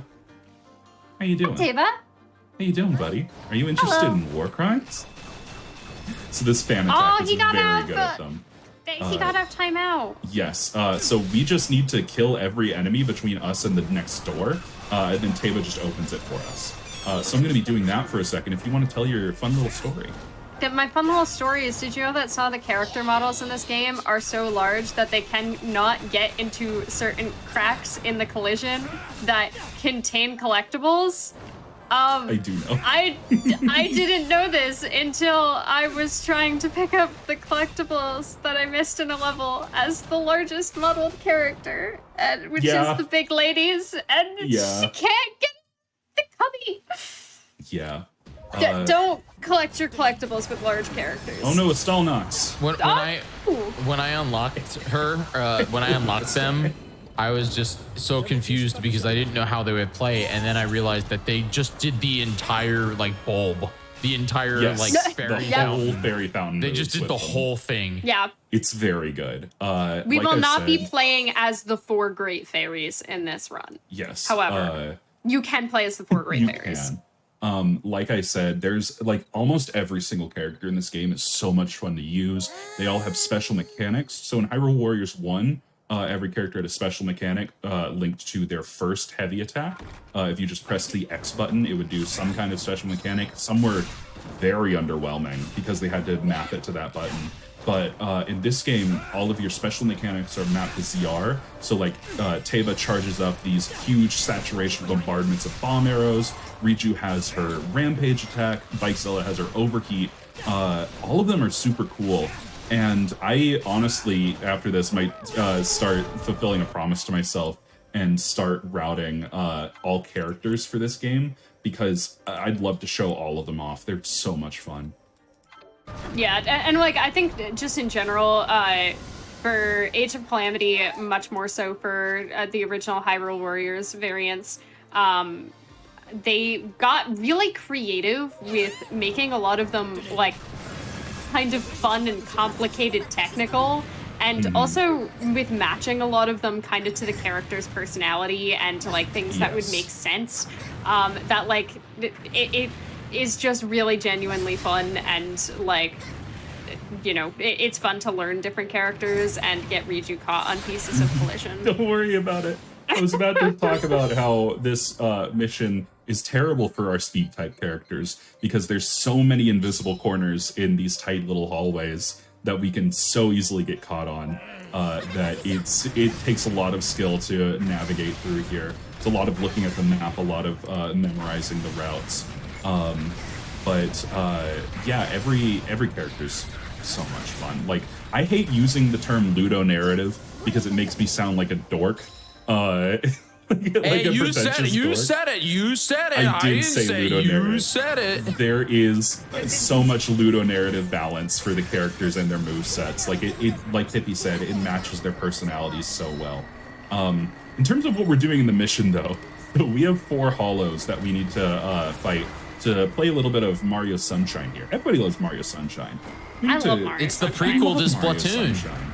Yeah, a little bit of Splatoon, but we're getting rid of the goop instead of putting it everywhere. Well, wait, can I say I've played Splatoon now? I mean, did you play Mario Sunshine? Well, yes, I played Mario Sunshine. You played the prequel to Splatoon. That's that. I will die on this hill. Splatoon is I will die on this hill. Splatoon is the sequel if Mario dies in Sunshine. Okay, so that's quite a timeline. So yeah, Bowser Jr. loses control over the goop, and then Splatoon happens. Anyway, back to Zelda. Yes. So I overheated, but I did get into the fight first, so we're fine. It's not that embarrassing. It's still embarrassing. Oh yeah, Zelda teleports around on her bike too. It's amazing. We're gonna switch to Hestu here. So we have 4 runes. 2 of them are borderline useless. We will never use them. One of those is Cryonis, but we will only use it once because, hey, you're standing in water. I have a huge block of ice. That, thankfully, lets us play as Hestu for the least amount of time. Hestu is very much a character that I do not click with. He summons a bunch of, like, little Koroks to back him up. He has got his hype squad. They drop rocks on people and stuff. But we are forced to use him in this mission, so we make good use of him. We use Cryonis the one time because it's not as good as our bomb rune and our stasis rune every now and again. Magnesis is also borderline useless, but we do use it later with a special guest. But for now, this is the reason why we take Link out of our party. So we're getting the Master Sword, guys. It's amazing. Who's this dork? I don't know. But he's going to summon a bunch of enemies and a huge fan. If we play as Link, it's a pain to chase them all down. If only we had a character who attacked at a huge fan. Oh, hi, Teva. Hi, Teva. Committing the war crimes again, I see. So we are going to take care of those with a simple combo. We're going to take care of this dork with a weak point smash, and we are out of the mission. So if we had Link, it would force equip us here with Link and make us use the Master Sword for this part. Thankfully, though, if we take him out of the party entirely, it defaults to our first party position, which is now Teba. And Teba's going to be in that first slot for a long time to come. We are still going to have Riju in our party for a good amount of missions in the future, but this is going to be our party makeup for quite a while. So update on how the plot is going in this game. This game's plot is a prequel to Breath of the Wild. Yep. And don't worry, there was just some dude there. Just some guy. Don't worry about it. This game is egg-based. Egg-based time travel. Timeline shenanigan fanfiction. It's amazing. And it's so just turn your brain off fun. It's legitimately, the story is the best in any Zelda game. Like, I had so many complaints about the Hyrule Warriors plot from the original Hyrule Warriors. It's just uninteresting and feels forced. You don't like Yandere Girl goes so Yandere that she splits into 2 people? I did not, even if I did regrettably like playing as Lana. She had a really fun weapon, but I think all of the things that the original, in terms of the plot, did not really deliver on. Age of Calamity is just there for you. It's so good. It's so good. I love this game in almost every single aspect. It's so... Yeah, it's just nice. Turn your brain off kind of fun as far as the plot is concerned, which is, in fact, in my opinions, more actual legitimate plot than the original Breath of the Wild. It is. You know what? I loved Breath of the Wild anyway, but it's fun to have more than amnesia. Yes. Also, this is the Road Home Besieged. So this mission is basically, you just got your Master Sword. You are limited to 1 character. It's one of only 2 missions in the game that stops you, like hard stops you at 1 character. And it's supposed to just be a playground for your new weapon. But basically, we're going to need to move forward, capture some outposts to be able to move forward faster. And capturing outposts in this game is actually pretty fascinating. So in other Hyrule, like in other Warriors games in general, if you're going to capture an outpost, it has a health bar at the top that you'll see, and you need to fight all of the little mooks in the area until the big boss, that's just a larger version of the little minions, comes out, and then you have to defeat him, and his defeat captures the place for you. So in this game, that is also true, but if there's already a large enemy in the zone, we don't have to worry about the health bar at all. We can just take these guys out, and it will automatically capture the space for us. Just like that. So we use that to our benefit a lot. And also, hey, it's a 2-for-1 special on Stone Palaces. Do we have any guesses on what we're gonna do? Guessing time is over. It's more explosives. We have a little bit of a running theme. Whee! I just moved my hand to split on my spacebar. What a mood. What an actual mood. Yeah, in addition to each character having kind of unique movement and playstyle, all of their rune activations are slightly different, even though they do have the same 4 runes for each character. They do slightly different things with those runes. Some of them are better, some of them are worse, some of them are balanced differently. So that's Teba's is bomb arrows. That we saw earlier that it has to make the Cryonis bounce. That is so true. that was fun. We loved the Cryonis bounce. Yeah, some are more whelming than others, I will say. We definitely, in the early game especially, because bombs are such a great source of burst damage, we do prioritize characters with very good bomb runes. Zelda's is hard to use, but very good, because she summons a huge line of bombs and then shoots them forward. So if you hit them into like a wall or something, and you get all of those AoE attacks onto an enemy, it just demolishes their health bar. Teba, as you can see, shoots a huge bomb arrow with a rune bomb on the end. Riju shoots a bomb that bounces her up in the air and gets her aerial. She shares that property with Urbosa. Unfortunately, it's a little slow to go back to the ground afterwards, so we use that one. We do use it a lot, but we try to use it less if we can just deal with an enemy with regular attacks. We are now into Akala's Citadel, which is, we're going to be dealing with Suga. I forgot to mention Suga earlier. He's a bad guy that likes to ruin my day a lot. He is the right-hand man of the boss of the weird ninja neighbors next door. Also, there's an egg. Egg! Hey, buddy. Hi, Egg.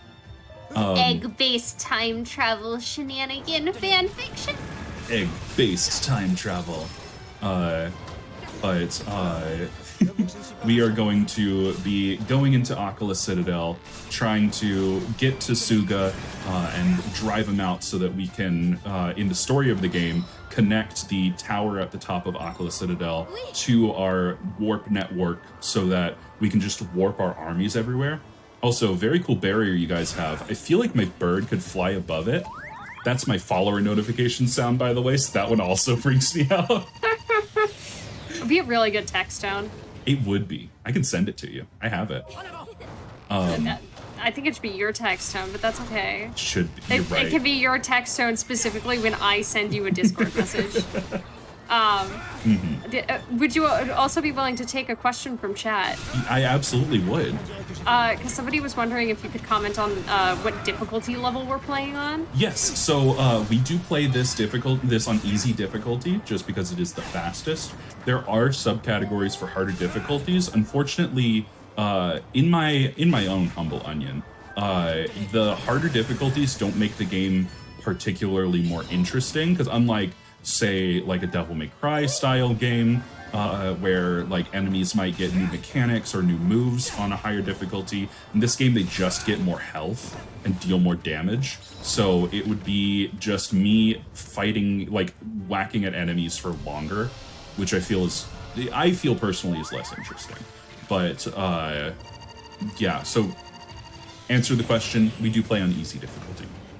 And also of note, we are playing easy difficulty and New Game Plus, because if you were not playing on New Game Plus, you would be starting out with your party members being at like level 1, and we are at level 100. Yeah, for all of our party members. Yeah, the new game Speedrun is pretty interesting for like resource management reasons. It's a lot less like what we do with optimizing movement and combat as like the huge focus. Instead, it is. I mean, not instead. It's also a large part of it, but we do focus a lot more on resource management in that run. Right now, we're just sitting waiting for some of these text boxes to go by. So I'm just doing Taba's little dance here. Bird dance. For Jiggy, some reason, how's your you bird can, dance? Yeah, how's your bird dance, Jiggy? I am afraid of dancing. It's a phobia of mine, actually. Oh, like sorry. I'll stop. Yeah, like if I honestly even just hearing the word dance just gives me like the shakes, bro. I'm sorry. I take it back. Yeah, I actually. But what if the shakes look like you're dancing to someone? That sounds terrible. That's too much. That's too much. That's the inception. I need to move on. Okay. So we're fighting some moblins to get our little egg friend powered up because he is activating these guardians that are sitting around and blasting through these obstructions that we need to get past. So we need to get him a lot of energy to wake up a guardian that's inside of the citadel, and we're definitely gonna use it to blast the citadel open, right? Like we're gonna blast the walls down. It's gonna be epic. It's gonna be a super cool like fireball effect. All of these weird ninjas next door are gonna feel the wrath of our tiny eggy son for sure. I'm not lying to you right now. You've got this, little egg. You've got this small egg boy. You can blow up the entire city, little egg. I believe in you. I would like to say that the little egg character, I believe it's Urbosa, refers to him as Little Knight, which I think is adorable. Oh. He's like Zelda's guardian, like he follows her around. It's really good. I forgot to hit the button over here. What? We're good. Everything's fine. We're not cooked. You're getting hit by a Boko. Oh no, what shall I ever do? I only have so much health. So there's the guardian. Oh. Yeah, he's gonna blow everything up, right? Yeah, he's gonna take out the whole thing. Watch. It's gonna be epic. It's gonna be amazing. He's definitely not gonna wake up, look the most confused I've ever seen a machine look, and then the Yiga are just gonna run away. Certainly not. I look like that when I wake up. I'm just gonna say. Oh, you know what? Such a mood. Am I a robot? And he's gonna go back to sleep, which is also how I look when I wake up. Anyway, now our goal is to hunt down Suga. We're gonna look for him. We need to find him in 3 spots in the Citadel. So normally in casual gameplay, you're like hunting through all of these rooms, trying to find him. It's like a whole thing, but we know exactly where he's gonna be. We take out 3 chunks of his health bar. Also, every single room that he's in has stacks of bananas in them, which is a fun little environmental detail. Also, this game is also very cute, just in general, in terms of like the map you are playing on is the Breath of the Wild map. Yes, sometimes that's detrimental, but it's pretty cool. Also, oh, I missed the trick. We're gonna let our thing recharge. Here's a fun little trick. I call this balcony hop. So we can just use a bomb rune to get height to get over that balcony. It saves no time because the stairs are right there. Yep. Just a neat little thing I discovered one time when I used a bomb rune right there. But yeah, the whole, like, as you've seen, the menu to let you select what mission to do is the overworld map, just like the actual, like, map you look at for Breath of the Wild. The actual levels are all set in locations in Breath of the Wild. They all have, like, the same sort of environments. It's very, very cute. Yeah, and it's all undestroyed versions of it too, which you don't get to see in Breath of the Wild and Tears of the Kingdom. So it's a very neat, like, again, it's a very neat, very cute, incredible, like, game design. And it's also rendered in the Breath of the Wild engine, which is crazy that it can handle this many enemies. Yup. I say handle. We'll see handle if my at Switch 20 overheats. FPS, baby. Yeah, we'll see if my FPS. Switch overheats at one point. Mission There is 17 gets dicey. Yeah. Yeah, and also to answer the other question from chat, yes, Zelda's initial weapon is the Sheikah Slate. Yes. And then she has a emotional journey and experiences character growth, and she gets to use the Bow of Light. And then if you get the DLC, you can ignore both of them and give her a motorcycle, and we don't need character growth around here. We have a motorcycle. We have a motorcycle. That's Why all the would we character want growth I need. anything else? Very true. If Always if there motorcycle. are any game modders out there listening, hear my plea. Please mod in a leather jacket and sunglasses for Zelda. I beg of you. I will. If you get married, I'll come to your wedding. This is not a running gag I've ever done before. That was just a choice that I started. But yes, it is quite a lot for the game to handle, doing all of this in engine. So Pride has invested in some external fans to be able to run this game consistently for long periods of time, because otherwise we had adventures with putting the Switch in the refrigerator. Where's the... It wasn't the freezer. The freezer. Pride told me I had to stop. Freezer. Yes, it Stop was the refrigerator. saying you put it in the freezer. I don't want to thermal shock my Switch and crack anything. It's the refrigerator. We gently cool down our overheating switches from 6 million enemies on screen at once. So we're moving into Mission 11, Destroy the Eagle Clan. This mission's a mistake. I hate it. It's, you'll see why. So if you look at the map, you can see this dense little maze of passageways. So you can see how zoomed out my camera is at all times, and how my character moves around a lot when I'm doing anything. So this game does not handle tight little passageways very well. And this is like one-to-one in a lot of places, the Yiga Clan hideout. Like it's a little modified for the purposes of this game, but on the whole, like it's very close. So we're going to be looking at walls a lot, and I apologize. I'm going to be staring at the map to move most of this mission. Also, this is the first time the game tells you that you can enlarge your mini-map. Good reason. Yeah, as you can see, the camera in these hallways, and honestly, Teba's camera is one of the reasons why I think a lot of people casually turned away from him, because when he does those like jump and aerial attacks, the camera tends to try to look down at both the enemies and where you're landing, and since he's always in the air, that kind of makes movement a little bit jank. Yeah. So, again, a mini-map. very extremely powerful character that a lot of people just do not utilize. He also shows up very late in the base game. So if you only play through the story, which, I mean, if you only get this game for the story, all power to you, it's worth it. You probably did not use him too much because you already had your pet characters that you were attached to.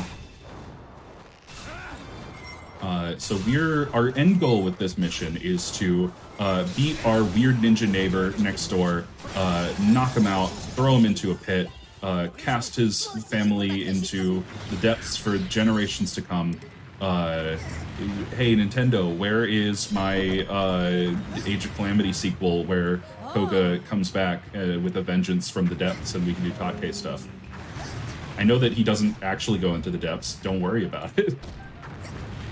But we're experiencing also why Riju struggles with this mission, and we use her very sparingly here. Also, her damage is starting to fall off. You'll see that I have to like do some actual serious combat with these enemies. So we're coming to time with Riju, but she has yet to serve us very well for some time. We're gonna save also, a lady from jail. Go on. To note, so the weak point smashes that you can press a button for, yes. As well as the like special attacks, do a lot of damage, have a lot of, have a lot of like big range, very flashy attacks, have this big animation to show you how cool this attack that worked for is. Those are very slow. Incredibly slow. Over time, you're gonna see more of those crop up and actually be routed in. as like ways to kill larger enemies and to cut through their health totals faster. However, for as long as possible, Pride wants to be killing these bigger enemies with just normal combat if possible to avoid those long animations. So that's why a lot of times you'll see the prompts pop up for like weak point smash or whatever, and the special gauge is full. Why are you not using the special? The prompts are a lie. They're telling you to be slow. The game wants you to be slow, and we don't want to be slow because we're speedrunners. Excuse me, Mr. Speedrunner. Why are you not playing the game how it's meant to be played? Oh, hey, look, we're using a weak point smash. Yep, That's that was slow. that was But- Suga's last chance to actually mess with us today. Thankfully, he is now out of our hair for the rest of the game.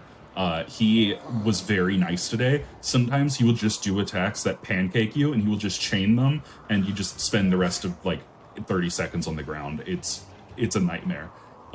Thankfully, we were able to mitigate him. But yes. Also, luckily you have infinity health on this run. Yes, pretty much. As your characters get higher level, they get higher defense and higher health, and yeah, we're not in danger of dying at any point. Nothing can catastrophically go wrong with this run. Like, we can't die if a mission messes up. Like, we just lose time. I also went to split again. But it is overall a very safe run. Just one that is easy to lose time on, because combat optimization is actually pretty difficult. I don't know how I'm making it look, but it's a lot to like do a ton of like micro adjustments and enemy RNG like watching and reactions at all times. It's a heck of a run, and it is exhausting. You're I doing did 3 great. of these to Can we practice get the other some day, and hype in the chat for King's Pride? yeah. Yeah. Also, would this Heck be yeah. a good time for a quick break? Absolutely, because when courage fails, it's going to take forever. So this is a fantastic time to take a break. All right, everybody. We will be right back. Everybody, stand up, get some popcorn, get some water. We'll be right back in a few minutes.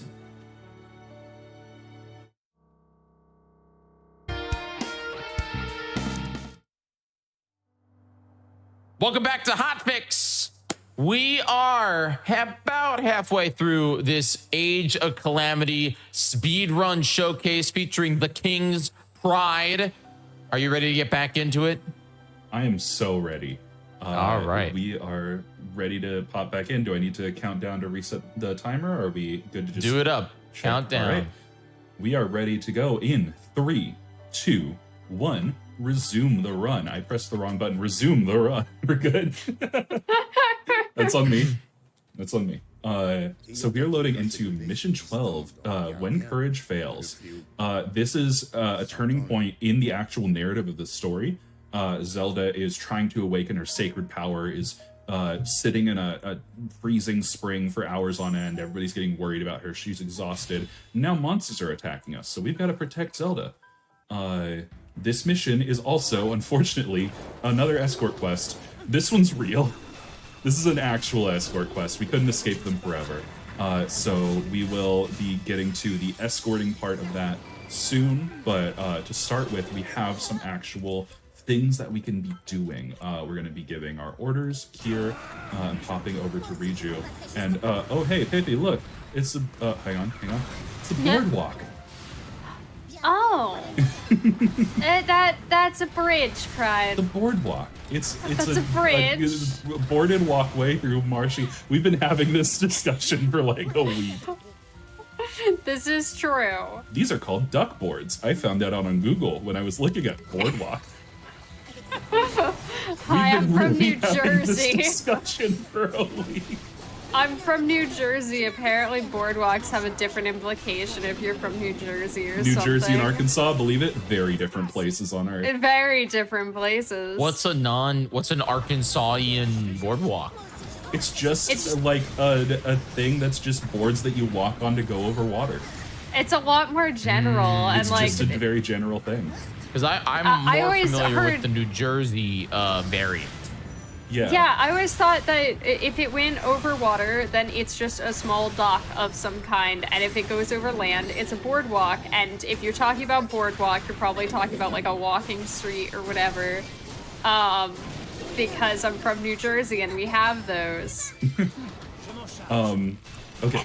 First of all, just thought of something. I take exception Yeah. to this. There's a level called Haunted Boardwalk in Pac-Man World 2. Take that. Second of all, we are now moving into the actual like escort part of this mission. So Princess Zelda happens to be very enamored with the concept of violence. If she sees any violent act, she has to sit there and stare at it until it's done. So to make this mission go a little faster, we're going to be clearing out every single enemy in her path and then allowing her to walk through to get her just a little bit faster. It's not that much faster, but it is faster. She will just hard stop. So basically we're on an auto scroller that can lose this time. So now we've cleared all of these enemies. We're gonna judge some furniture to be here. This is a pretty nice tree. Oh, you know what? Before this run, I just realized I got a notification. I forgot to do my Duolingo streak for the day. I only have an hour left to do that. That's going to be after the end of this run. My younger brother, Ototo. Yeah. Good evening, honey. Oh, I heard Famous? the Are Duolingo sound. You're actually doing Duolingo right now. Don't worry about it. Imaichi desu is... Oh, hi, Zelda! It's, Ichi Yo, there's is Impa in this 1 game? o'clock. No, Impa is in this game. Ichiji is 1 o'clock.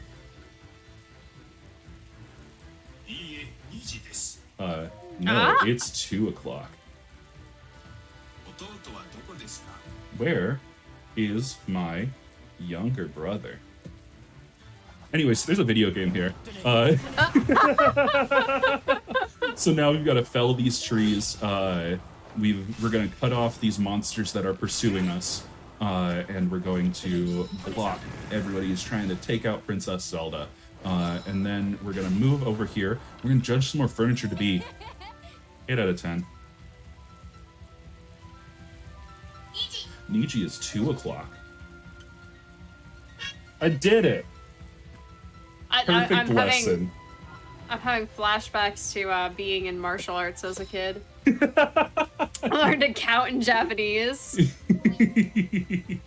We'd get bored counting to 10 over and over again for practice, so they let us count other things. We'd like count by 13s. Okay, so I assume that there are Duolingo speedruns out there. Are there? I assume that there's gotta be, right? It's kind of a video game. There's gotta Don't be. get killed by the Duolingo bird, the speedrun. But you've gotta. I would love to see a combo like speedrun of 2 games, one of which is Duolingo. Where's my Duolingo Archipelago support? Oh my god, yes!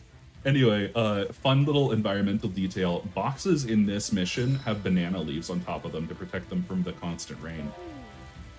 It's just a cute thing. I love that. Just this really game's so good. So anyway, we have some more enemies that we have to defeat here. We're just gonna go out, get 2 of them. There will be a sequence 1, 2, 1, 2. So we're gonna have Peba take care of 2 over here, and then Riju take care of 2 more, and then we can continue along our escort quest. Zelda's just a little Eevee-Schleeby right now. She can't do much, so we're gonna let her take a little bit of a rest while we take care of the monsters. I just started fully going for a different part of the mission in my brain there. Let's run back and hit this guy with a bomb rune first. There we are. And then we've got this blue moblin.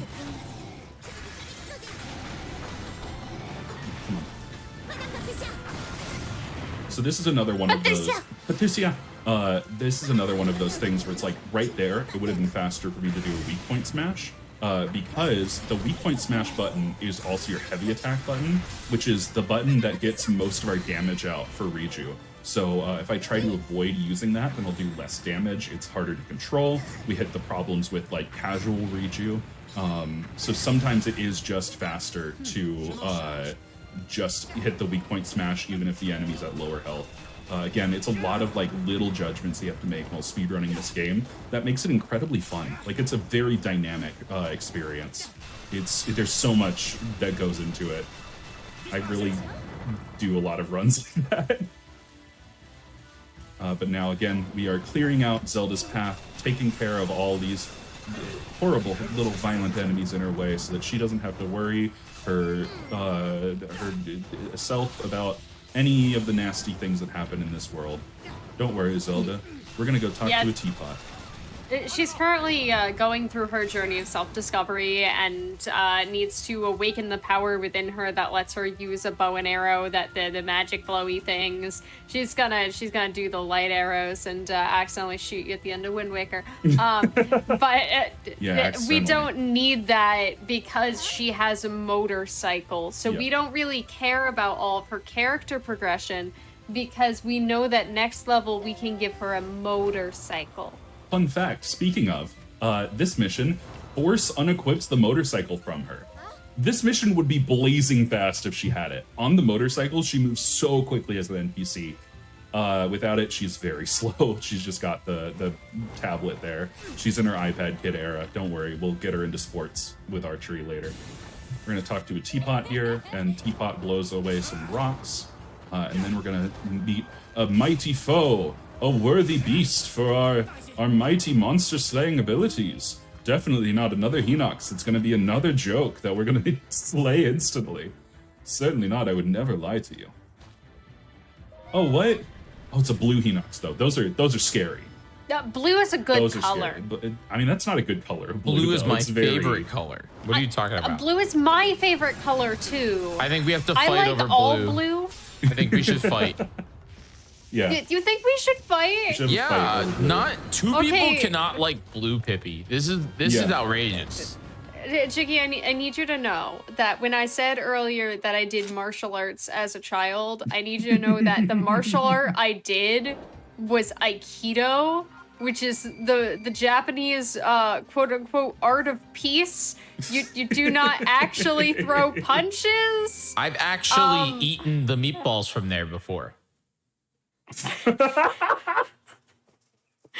Peaceful meatballs also sounds like my jam. I am in fact a vegetarian. Does this count as late night yet? Is this my final GDQ show? What's going on? Sorry, that one got me. That one really got me. We're having fun here, y'all. I'm eating the meatballs for my kid.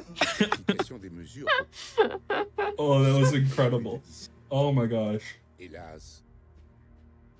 Now that I can breathe again. Here's our little egg friend. We got 3 cutscenes to skip here, which tells you that stuff's really about to go down. This mission is Calamity Strikes. This is when the story goes, crap. It starts looking like, so basic story of this game, little rundown of the story so far. Whenever the Calamity strikes in Breath of the Wild, in the canon timeline, Zelda has a little doodad in her office that wakes up. That is our little Eggy boy. He's a little miniature guardian. So he wakes up, detects the thing that's wrong, plays Zelda's lullaby, which is adorable. Or no, he plays the Song of Time. No, he plays the Song of Time, and he opens up a portal to like 5 weeks in the past or so. And he comes back, they analyze the data off of him, they're like, oh my goodness, the stuff's gonna hit the fan very quickly. So they start preparing ahead of time, they know when the appointed hour is gonna happen, and this mission is kind of a, hey, guess what, chump? Doesn't matter, it happened anyway, and it caught us by surprise in a different way. So it's like, kind of like, oh, is fate deterministic? Are we stuck to continue our same patterns? Like, after this mission, our champions are going to get locked in their divine beasts again. Like, it starts looking like, well, what the heck, man? I've gotten way more attached to these characters now that they actually have stuff to do. Also, we're fighting Guardians now. Yeah, have fully voice acted cutscenes too. Fully voice acted cutscenes. Like the cutscenes, I want to say are at least feature length movie length. Like it's a lot of story content. It's very good. For a fan fiction, an alternate universe timeline fan fiction, which is a toxic phrase, it's actually very good. But we are going to open up this secret door. So we have ascended to the throne room. We're chasing after King Roam. We're trying to save him. And we are now trying to get out of the castle. So that's our goal. We're going to be chased by Guardians. So Guardians is an enemy archetype. They are introduced now. They're very interesting. They don't just use lasers like they do in Breath of the Wild. They will use their lasers, but they'll also shoot like a ton of like miniature lasers. They will use their limbs, like their little octopus limbs, to great effect as like whips and clubs. They go Beyblade mode at one point, which sucks because it will just stun lock you for a hot second. So we don't want any of that to happen, so we take care of them from a distance for the most part with Teba, just like that. But we'll be dealing with those for the rest of the run. Also, to answer the question from chat, there is a blood moon cycle happening outside. The blood moons do randomly jump to various missions. How do you avoid the blood moon landing on the level you need to do next? You pray. You hope and praise you pray. RNG and you hope it doesn't happen. It is unfortunately completely random, and there are strats to mitigate it if it does happen, but unfortunately, huge point of RNG within the run. Yeah, you rub the lamp of the RNGenie. You promise him $20 for every run or every blood moon that he puts in your way, which, now that I think about it, probably is inciting him to do it more. That was probably a mistake. I hear that the RNGenie actually really wants to donate more money to the Legend of Zelda run that will be at GDQ X at TwitchCon coming up. So he's actually going to put more blood moons in the way of Pride, since Pride has promised to donate money to GDQX at TwitchCon. Any time that I put forward, also I'm going to lose a little bit of time to make a point here. So it tells us to escape. What are you? Every time that I try to make a point, this game makes me look like a fool. If you're right up against this gate, apparently, it will not clear the mission. Usually I just wait in that hall back there because that counts. Also, King Roam's going to die. Oops. He gets shot by a Guardian. But anytime that I talk about donating money in regards to this game, and I'm like, I've cheated the system. Last time, it was for a charity event where I said I would donate 1 cent per enemy killed. Because this is the Warriors game where we mostly take care of large enemies. We don't fight hordes and hordes. Like, we don't reach thousands per mission. It should be fine, right? And then 5 missions in, I was out $30, and I said, oh no, I've made a tactical error. Oops, I was out $100 that day. If you would also, though, like to support, it's the Able Gamers for GDQX, right? Jiggy, do you know my facts? I'm pretty it's Able Gamers sure. Fund? Okay, that's wrong. Pretty sure that is correct. Okay, we're pretty sure that's it's okay. It is correct. If you would like to donate money to an excellent cause, GDQX at TwitchCon. Yeah, for charity, exactly. So I saw the blood moon here, and I thought that I just put my foot in my mouth again. This is the mission we're going to. We're fine. Okay, right good. now. I'm not super cash solvent right now. I'm gonna have to put in yet another mortgage on my house.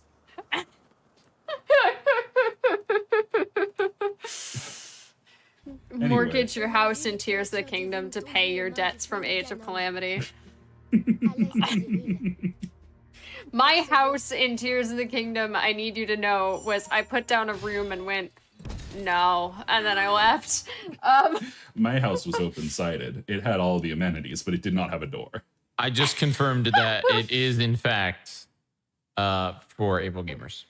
Excellent. Heck yeah! So if you I know what I'm talking about! Yeah, if you want to support an excellent cause, then yeah, consider showing up for GDQX, watching and donating with some very cool runs. including one Yeah. by my good buddy Gymnast86. Definitely not shilling to make sure that everybody watches my friends run. Don't worry about it. So a check-in with the plot is we now unlock 2 missions at once, I believe. Yes. Right? This is water and fire and air and lightning. So each one is dedicated to 2 of the champions have been trapped within the divine beasts, and this is the part of Breath of the Wild where the Calamity will win, and the blights. Yeah, the blights will. They're knock so out boring. our- I forgot their names. They're The not boring in blights this game. kind of destroy I'm going the wrong the champions and take over the divine beasts. Yeah. So our goal is to go save the champions, but oh no, there is no chance. Our fate is sealed. Huh? But we shall have a twist. But a twist. That will But a reveal twist, because this not is a quite fan yet. fiction. It's a fan fiction. It's got to have a twist. Will not revealed quite yet. It's secretly in a high school. Zelda High School. Shoutouts to, there's an animator on YouTube who goes by the name of Shar. And they do adorable alternate universe Breath of the Wild fanfiction animations of them in a high school. Is this the one that you showed me? Yes, this is the one that I sent you. It It's was very cute. adorable. They're amazing. It was very cute. We're gonna swap to Teba. It's like, oh no, we've got to find a way through this Malice swamp. We got to defeat these Eyes of Malice. Seek them out. I found it. We're gonna queue up an attack here and get these guys right as they spawn in. Should be easy peasy, breezy, beautiful cover girl. That's the phrase. Don't Yeah. at me. Unless it's to talk about Bike Zelda. Would you like a question from chat? I would love a question from chat. Who's your favorite character to play as? So my favorite character to play as is by far Bike Zelda. I absolutely love her. I should make a tier list at some point of like, here's my favorite characters in this game. I love Bike Zelda. I love Urbosa. Urbosa has like a timing aspect to her attacks where you can like recharge her lightning gauge if you hit her timing just right after a combo. Like Sword and Shield Link is a ton of fun and a very technical character. Honestly, speedrunning this game has given me a great love for Teba. Like he just, when you get his stuff off, it's so satisfying. Also, we got an egg. He's gonna unlock this elephant for us. Thank you, Egg. That's a great sentence out of context. When you bring an egg to unlock your elephant. And now we can enter the elephant. Yeah. I'm gonna let this cutscene play a little. Oh, never mind. It was at the beginning. So the twist is, you have to play the game. I mean, Sidon's here. Yeah, the twist is it is not just the egg that time travels. What a surprise, because you can play as Riju, Yeah. but It's like, I wonder how these characters from Breath of the Wild are here. the younger champions from Breath of the Wild are also playable.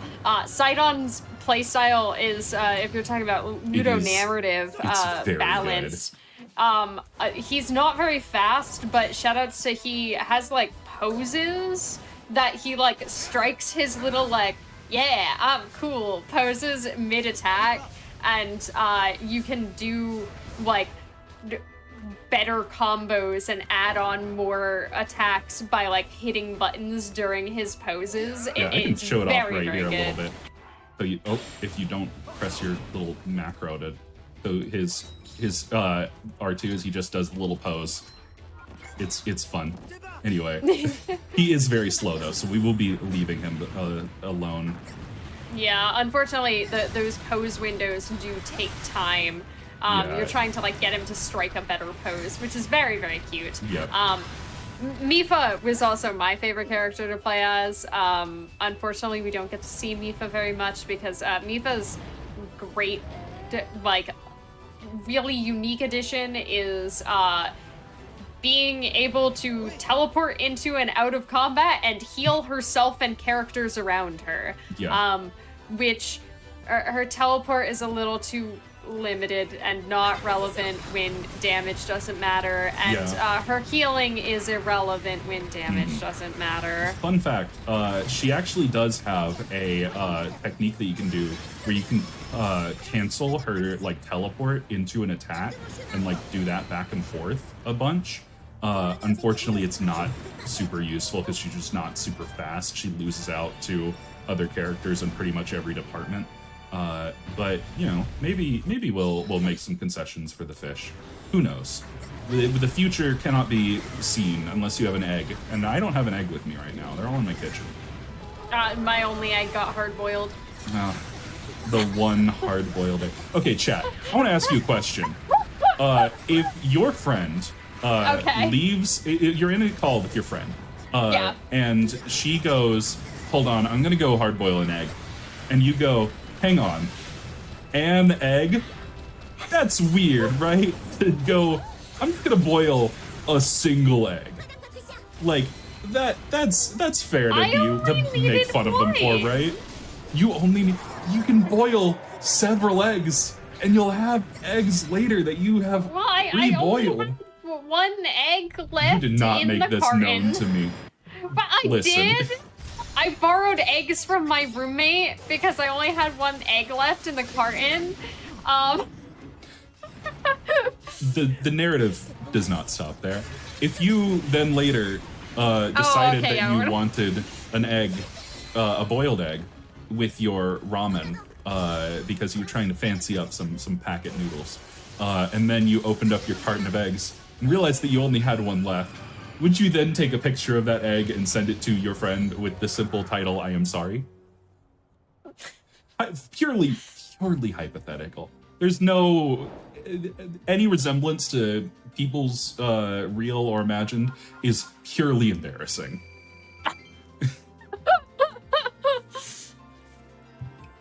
Anyway, we've been talking about eggs for a while. Please do not hard boil your egg from the future. Yes, your future egg should be protected and not boiled. I do not know how expiration dates work in reverse. So I don't think you should eat the future egg. Yeah, probably be careful with that.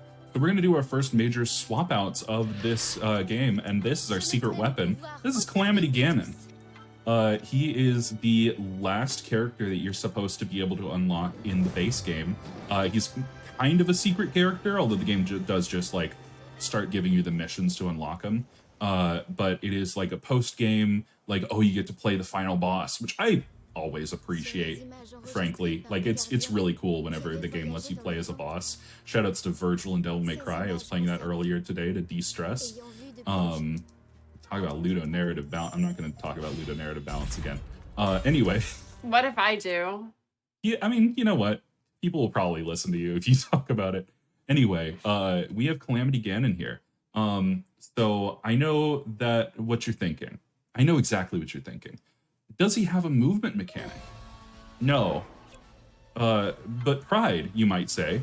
Doesn't that mean that he's slow if he only dodges? I'll get there. We'll talk about it. For now, the more Bike answer Zelda. is maybe a little bit yes. Maybe. Not, no, maybe. Anyway, more Bike Zelda. Look how cool Bike Zelda is. Yeah, so we can talk a little bit more about Bike Zelda's combat. So, like I mentioned earlier, her overheat gauge improves her movement speed, but also her combat. So I'm going to be hitting this combo, which smacks the enemy directly in the head. I'm going to be feathering my overheat button so that I don't overheat in the middle of it, and that cleanly takes care of these enemies. But usually we're going to be trying to find enemies that are up against stuff. So there's going to be a fire moblin against a tree here. We're going to be aiming our bombs at that tree. I mean, I guess it's like more of a rocky outcropping to do exactly that and smash his weak point gauge in one go. Because again, she shoots a huge cluster of them. And there we go. We're going to swap over to Calamity Ganon here. So Calamity Ganon does just dodge forward, but he is so massive that his dodge covers so much area that he is pretty fast from just dodging. Also, as you can see there, absolute monster in combat. He does bucket loads of damage. Calamity Ganon is another character that I was very dubious about. Whenever I started running this game, tried to reroute things where I was like, I don't know why we use this character here. I kind of hate them. And I was like, what if we use Link here? But there's a very important reason why we don't use Link in place of Calamity Ganon for this mission and the next one. And then I was like, well, I mean, so Calamity Ganon, he suffers from the problem of being too big, and his attacks are usually very slow.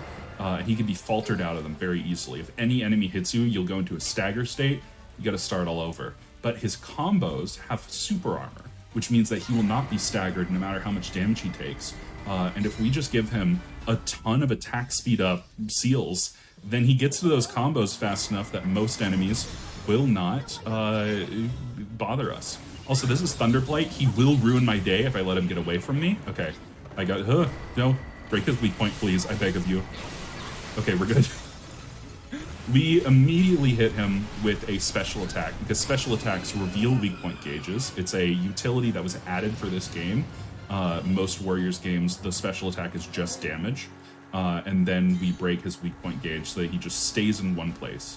And we do some celebratory coffee mugs. I'm not gonna comment.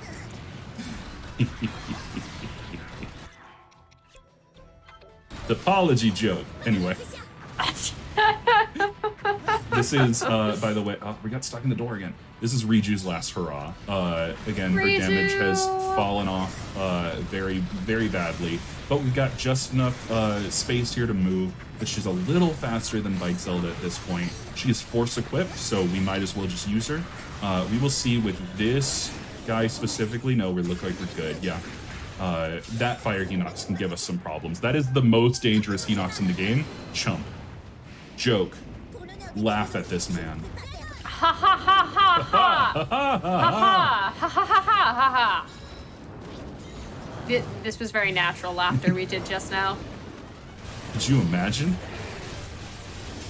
Anyway. She put in the Wind Waker. I've made a lot of Wind Waker jokes today. I don't know why. You got Wind Waker on the brain. Listen, Wind Waker is always on the brain. I love Link's eyebrows. They make me happy. So we built up a little bit of special gauge there to get one special bar that we're going to use on our next boss, Windblight Ganon, who is also a guy who loves to ruin your day because he does a ton of saturation attacks. But you'll notice that I'm not using bomb runes with Calamity Ganon. I'm using this lightning attack. You may go, wait, but I don't think you have lightning. Well, I do. I have rods. I just don't use it. Anyway, what Calamity Ganon has is that his Magnesis is the only useful Magnesis rune in the game because it does do that lightning attack, stuns enemies, does a huge chunk out of their weak point gauge, and then staggers them for a hot second. So we're going to dash 2 times. We're going to use our special. This should be good. Windblight has a very deceptively far back hitbox. Okay, we're good. We are going to then use our bomb rune here, knock him out, and then weak point smash him. This should be enough to deal with Windblight. Yes, we're good. Okay. So you'll see here he doesn't actually like poof like the other ones do. He's going to like surround himself in wind and puff away. That's because in one of the Divine Beast missions that we are skipping, he comes back to be a massive pain in my behindus. Which is another reason, another reason why I don't do Divine Beasts anymore. They are a ton of stress. It's just huge breakpoints of time loss in this game that require a ton of skill to not lose time on. I'd also like to point out that this mission starts with Calamity Ganon causing a funny thing where in this game, the characters all shout to each other when you're exchanging control. Mm. So they'll like, shout the character you were controlling will shout the name of the character you are now controlling as if they are telling them like, go do your thing. Or we'll say like special phrases based on who you are swapping to. And it's very funny to hear French Canadian Zelda characters go, Ganon! Ganon! It just casually go! Ganon! So fight yourself! Yeah, it's pretty good. We are now moving into missions 16 and 17. We are nearing, this is the end game. This is like kind of mid-end game, but these are the coolest named missions in the whole game, in my opinion. It is relentless as a waterfall and each step like thunder, which is just like chills. Oh my gosh, it's poetic. Anyway, we swapped in Mifa. You get to see your fish. So the reason why we use Mifa in this mission is not because she herself is particularly fast. It is because if we don't take her, it is very slow. Mifa has to be saving some NPCs in this mission, and if we don't manually move her, there's an NPC Mifa that moves incredibly slowly.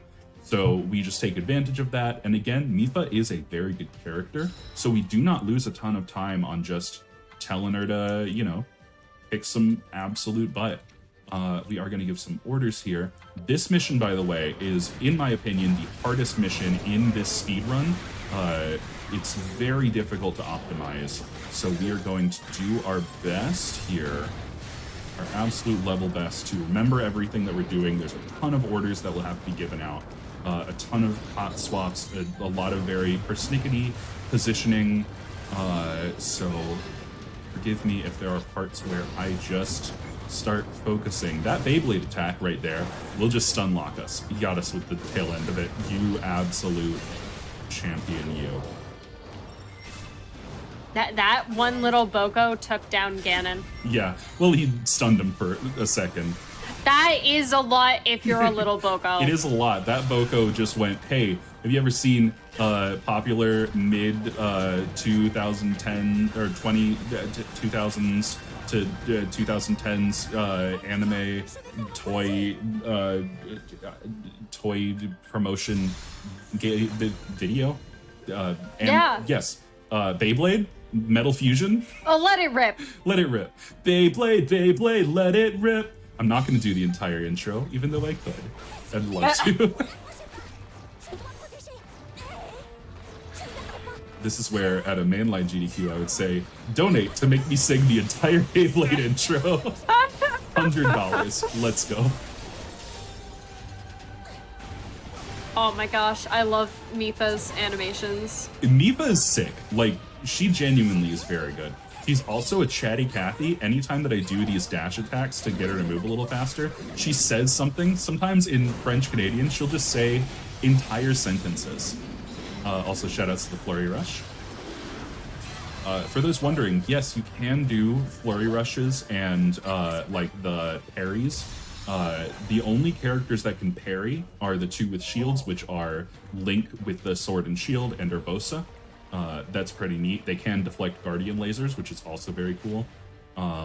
But perfect dodges into Flurry Rushes are not super useful early game. You'll see me going for a lot more in the later game, because as enemies get more and more health, it becomes less economical to defeat them with normal attacks and much more optimal to actually do weak point smashes on them. The animation is just shorter than chipping down their health. Because weak point smashes do a ton of damage, as you can see right there. Yep. Also, correct me if I'm wrong, isn't the Flurry Rush timing between Breath of the Wild and Age of Calamity the same? It is not. It is much tighter. Not? It's much tighter in Age of Calamity because you have a much easier access to your dodge.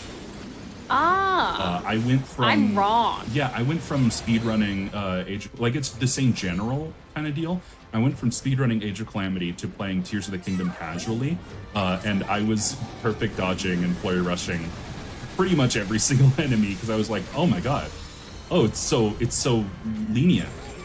Shoutouts to me getting locked into the healing animation there because I'm supposed to be saving some captains, and that leading to me getting absolutely owned by that ice moblin. I forgot to direct Teba. That's fine. It's not actually a lot of time loss. I just need to move him manually. Again, it's much faster to move a character manually than automatically. We'll just have a little bit of a gap between some text boxes coming up. We're going to be saving Robbie with Mifa specifically.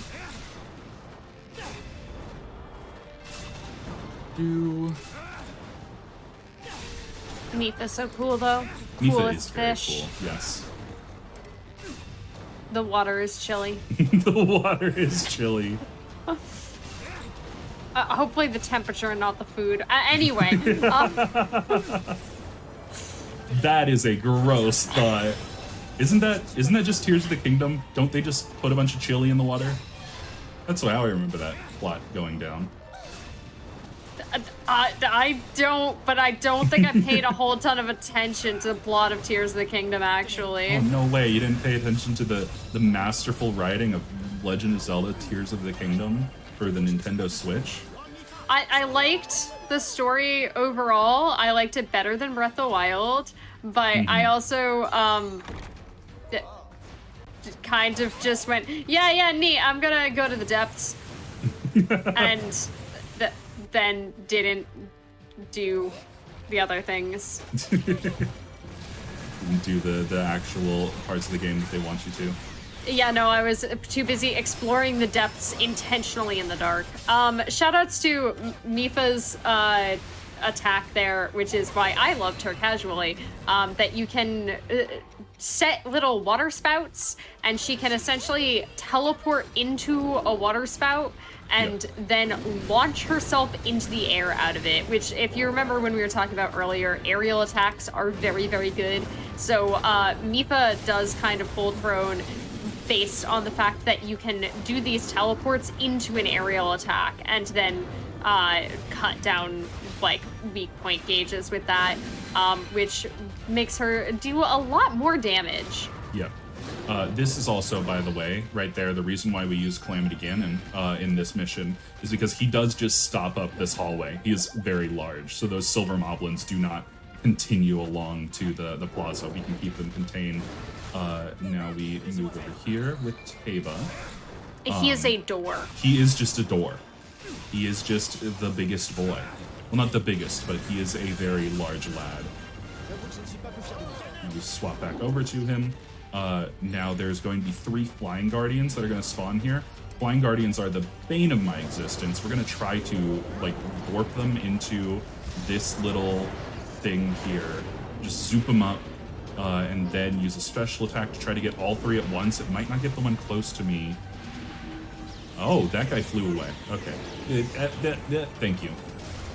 Other great part about Ganon in this mission, he is just tall enough to reach these guys. Most characters are not. Not a mood. You're the average character in I almost said Age of Calamity. I did say Age of Calamity. That is the game I'm playing. Why did I? That is the game you're playing. My brain I am, just in went, fact, not the average character in Age of Calamity. Yeah, you're. That's what the I heals are was. for. Yeah. The heals are for that. My brain, for some reason, just went, this is an Age of Calamity. This is the other game. Why are you thinking about this sequel to Breath of the Wild? This is definitely not Age of Calamity. This is Legend of Zelda dog game. Yeah, well, it's Legend of Zelda Age of Okami. Clams. Okami, Oh. yes. Legend of Zelda dog game. Shouts to Pride's other love, Okami, I love Okami. It's also so known good. as Legend of Zelda dog game. Sorry, I had to Why are you reposition- rolling? I had to reposition him right there, because if you have a character on the bridge, it will not play this next cutscene. Oh, I had to play Daruk for a second. Ew. Yeah, it was pretty bad. Ew. I can actually show off. So this is Daruk's running attack. It is actually very and awful, and I hate him. Nope, don't like it. All right, so we're gonna see if Calamity Ganon is afraid of heights here. Sometimes he'll just refuse yeah? to jump off this. Okay, we're good. Ooh, First try. First try. It's very good. He will just do the animation and hop in place and not go anywhere sometimes. And we're gonna line these guys up and hit them all. Very good. Okay, that I will accept that for a relentless. How is the console temperature going? A little warm, but we're doing fine. Does have to go in the refrigerator. Let's go. Not yet. Shoutouts to this little guy over here. Hey, buddy. Yeah. So there's, you also might notice that we have an in-game timer at the end of each mission. You might ask, Pride, why don't you just stitch all of those in-game times together and find your final time? Is because that in-game timer sucks, is terrible, and I hate it. It's just inaccurate. It's fully inaccurate. It does not count the time that you don't have complete control of your character, which includes weak point smashes and special attacks, which would just turn this whole category from like interesting combat, like making snap judgments to, well, I'm just going to special attack every big enemy. Saves me time, in-game time. So it's not great. Oh, let's have a controversial conversation. IGT or RTA? I am largely RTA, but there are some games. Let me swap Bike Zelda back in. I miss her already. Me too. Jiggy, IGT or RTA? ABC. Jiggy's for ABC. Controversial Oh, wow. opinion. Yeah, controversial Yeah. opinion. Cancel Yeah. this man. But Cancel going him in back to Twitch what chat. you were saying, I think that Breath of the Wild has a better story than TOTK, even though TOTK is more fun. Really? Yeah. You're allowed that opinion. I just think that the I characters. kind of liked the worms. I think the We have a characters blue were a people. little bit like more respected in BOT dubs. I would agree with that. I liked the worm. So we're moving into another very difficult mission here, each step like thunder. We are going to have to clear out 3 outposts right here, and then we're going to make a lineup to try to hit 3 guardians at once with a special attack. It is very inconsistent because sometimes Teba just likes to move places during his special attack. It covers such a huge distance that he kind of just goes buck wild with it. I don't know if I actually hit that fire Lionel. I did, but he left a chunk of health off. You wonderful fellow, you. You lad. You absolute lad. Anyway, so we're gonna go over here. Oh, so we got an early cutscene skip. That is you. If you clear out all 3 of those before he says a specific line, then you get an early that cutscene a little earlier. We didn't get time for the lineup, but hopefully we can. This might work. I might miss the one to the left here. We got all 3. Oh, Amazing. heck yeah. Perfect. That was actually as good as it could possibly be. Waiting to see the gold split. Yeah, that is the fastest that that can be if you run up and then get it. Also, these stall enemies are so great to hit with Bike Zelda. Oh my goodness. It is just, it's like Looney Tunes. It's so good. Whee! Important note for any speed game. Your run is not viable for leaderboards unless at some point during it you say "wee" in That a is very correct. excited voice. That is very So, correct. but just letting you know that we are making this run leaderboard viable, even Yes. though this is not the main leaderboard category. We were able to go wee. Notably, this is the mission where in the canon of Breath of the Wild, Link dies. There's a very good cutscene here where Link is like protecting Zelda. Aster, our main villain, the guy that we have know nothing about because we never see. Oh, we are chugging. Oh, we are chugging. Frames. Oh, that attack chugs Frames. sometimes. It does not chug that bad. Oh, goodness. Frames. Frames got really mad with me there. But Aster summons the Blight Ganons. It is also worth noting that a theory that I had was proven correct when this game came out, which is the reason why you can beat the Blights so easily in Breath of the Wild, where everybody was like, these champions kind of sucked. Like, they lost to these guys, is because the Blights did atrophy over 100 years. We fight their full-powered versions. So Link is like struggling against them. Zelda is being rushed away by Impa. She is totally helpless. She only has her little Sheikah Slate. And then she turns around, she runs back, and she says, I must do something. The voice acting for Zelda is much better in this game than in the mainline ones for some reason. Oh my the voice God, direction yes. is just much better. But she goes, I must do something. And then she runs back and awakens to her sacred power, and you get the Bow of Light in this mission, and it's incredible. But again, that's the alternate history. Like, just when everything looks like it's going wrong, something right happens, and it's so satisfying. And please play this game for the story. It's genuinely very nice. I cannot gush about it enough. I'm weird too. I like this game story. I thought it was really good until the interdimensional rifts, and then I got scared. It was really good, and then the dimensional rifts, and I got really scared, and I didn't know what was going on anymore. Just a little bit of time travel. Terminator already did it. If Terminator can do it, so can an egg. True. If Terminator can do it, anybody can do it. Terminator time travel is bad. It's the worst. Anyway, I'm not going to rant about time travel plots because we'll be here all night. And we don't want to do that. We want to let our tech go home at some point.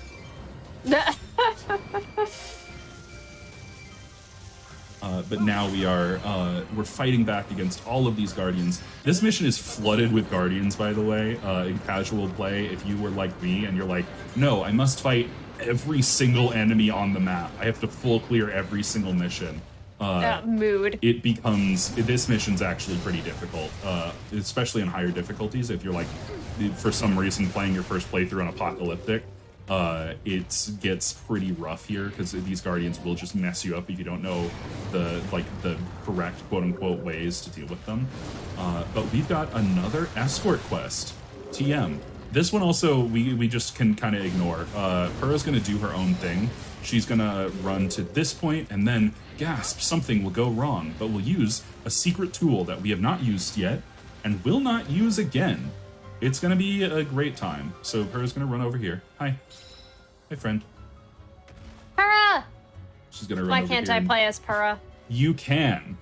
That's I DLC can? 2. Purah Oh. and Robbie are a playable character, and they use a backpack Good. with chainsaws on it. Incredible. Can you Yes. tell that I didn't play the DLC that much? But we got good old Thunderblight, and again, Thunderblight can just ruin our day. So he's standing in a puddle. So we use one of our elemental rods, which is another huge part of this game's like design. If you're playing it casually, you can use the elemental rods as a like quick out for enemies. They are environmentally like important. Like if you use a fire rod on a place with a bunch of grass, it does a ton of damage. It's a super cool mechanic that we just don't interface with a lot because it's pretty slow, especially if you have enemies that are not like weak to that particular element. We would like recharge it pretty quickly because we fight a ton of elemental enemies, but it's just like the timing doesn't really work out. I do also appreciate that this game rewards you for using the terrain as an advantage. As we saw earlier, when your enemy is in a puddle, have you tried Cryonis or using a lightning rod? Like, it really benefits you to look at what is under the big enemy instead of just looking at the big enemy. Yep. It's also a fun little environmental detail that it might show it here. Yeah, so whenever I pull out my rod and it does the slowdown, you can see this little fire circle that's spreading out. That means that a fire rod will have an increased area of effect on this area because it's grass. And it'll do that for lightning and ice on water. It's just super cool. It's very neat.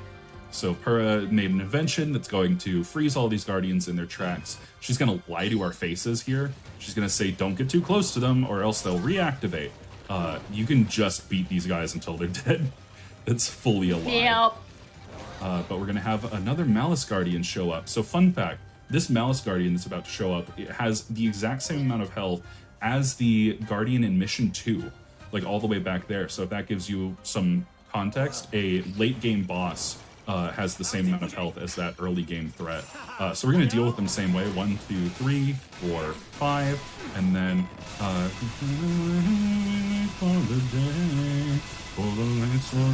there we are. 200 beats per minute, baby. Ooh. Thank you, Impa. Wait. No. No. Oui. No. Can we give a shout out to one of my favorite parts of this game was when I played it, I played on English like a fool because I didn't know the wonders of Quebecois. But if you play as Impa on English, She has like a couple of lines that she says kind of way too often Yeah, in she her does. animations, but they're just kind of really endearing. They're very So nice, yeah. you just kind of get very used to steel yourself. I am ready. It's up. Yeah. Over and over again. Over and over. Steel yourself. I am ready. I am ready. It's time. It's time. That's anytime she does a special attack, which Impa's whole deal is that Is very special attack focused. She's a Naruto reference. So she Yeah. makes shadow clones, Yep. and she runs like Naruto, and Yep. she summons toads. She's literally just a Naruto Yes. reference. It's amazing. But her shadow clones like build special meter like nobody's business. They will build it in literally seconds. I tried to route Impa into some parts because she was also one of my favorite characters to play as. I have a lot of favorite characters in this game. They're a lot of fun. There's a lot of fun characters, but Impa was one of my favorite characters. The timing just doesn't work out, unfortunately. You lose more time for swapping her in. But she can build her special meter in literally like 2 or 3 seconds if you have the right conditions. It's so good.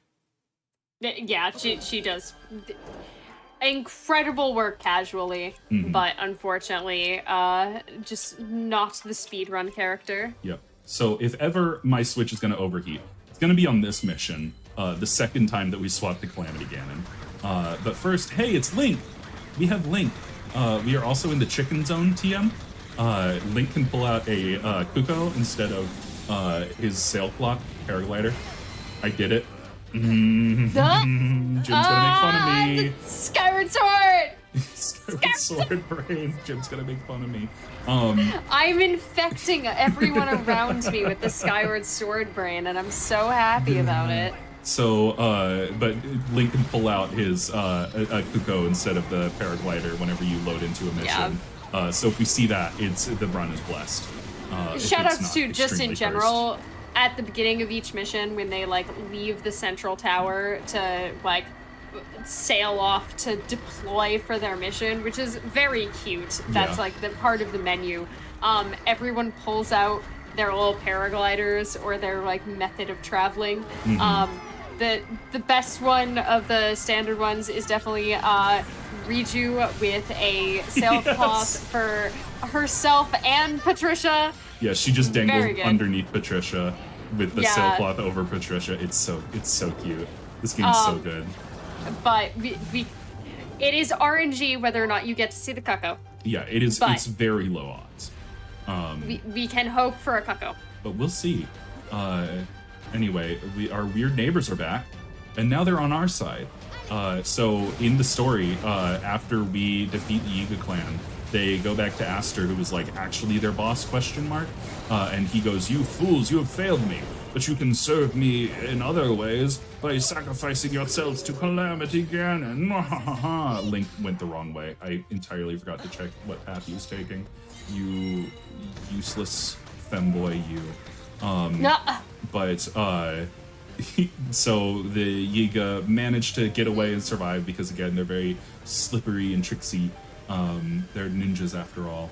And they come and they join us. So this is the mission where it's like, oh, everything's like, all of Hyrule is starting to gather. Like, we're all invested in the future.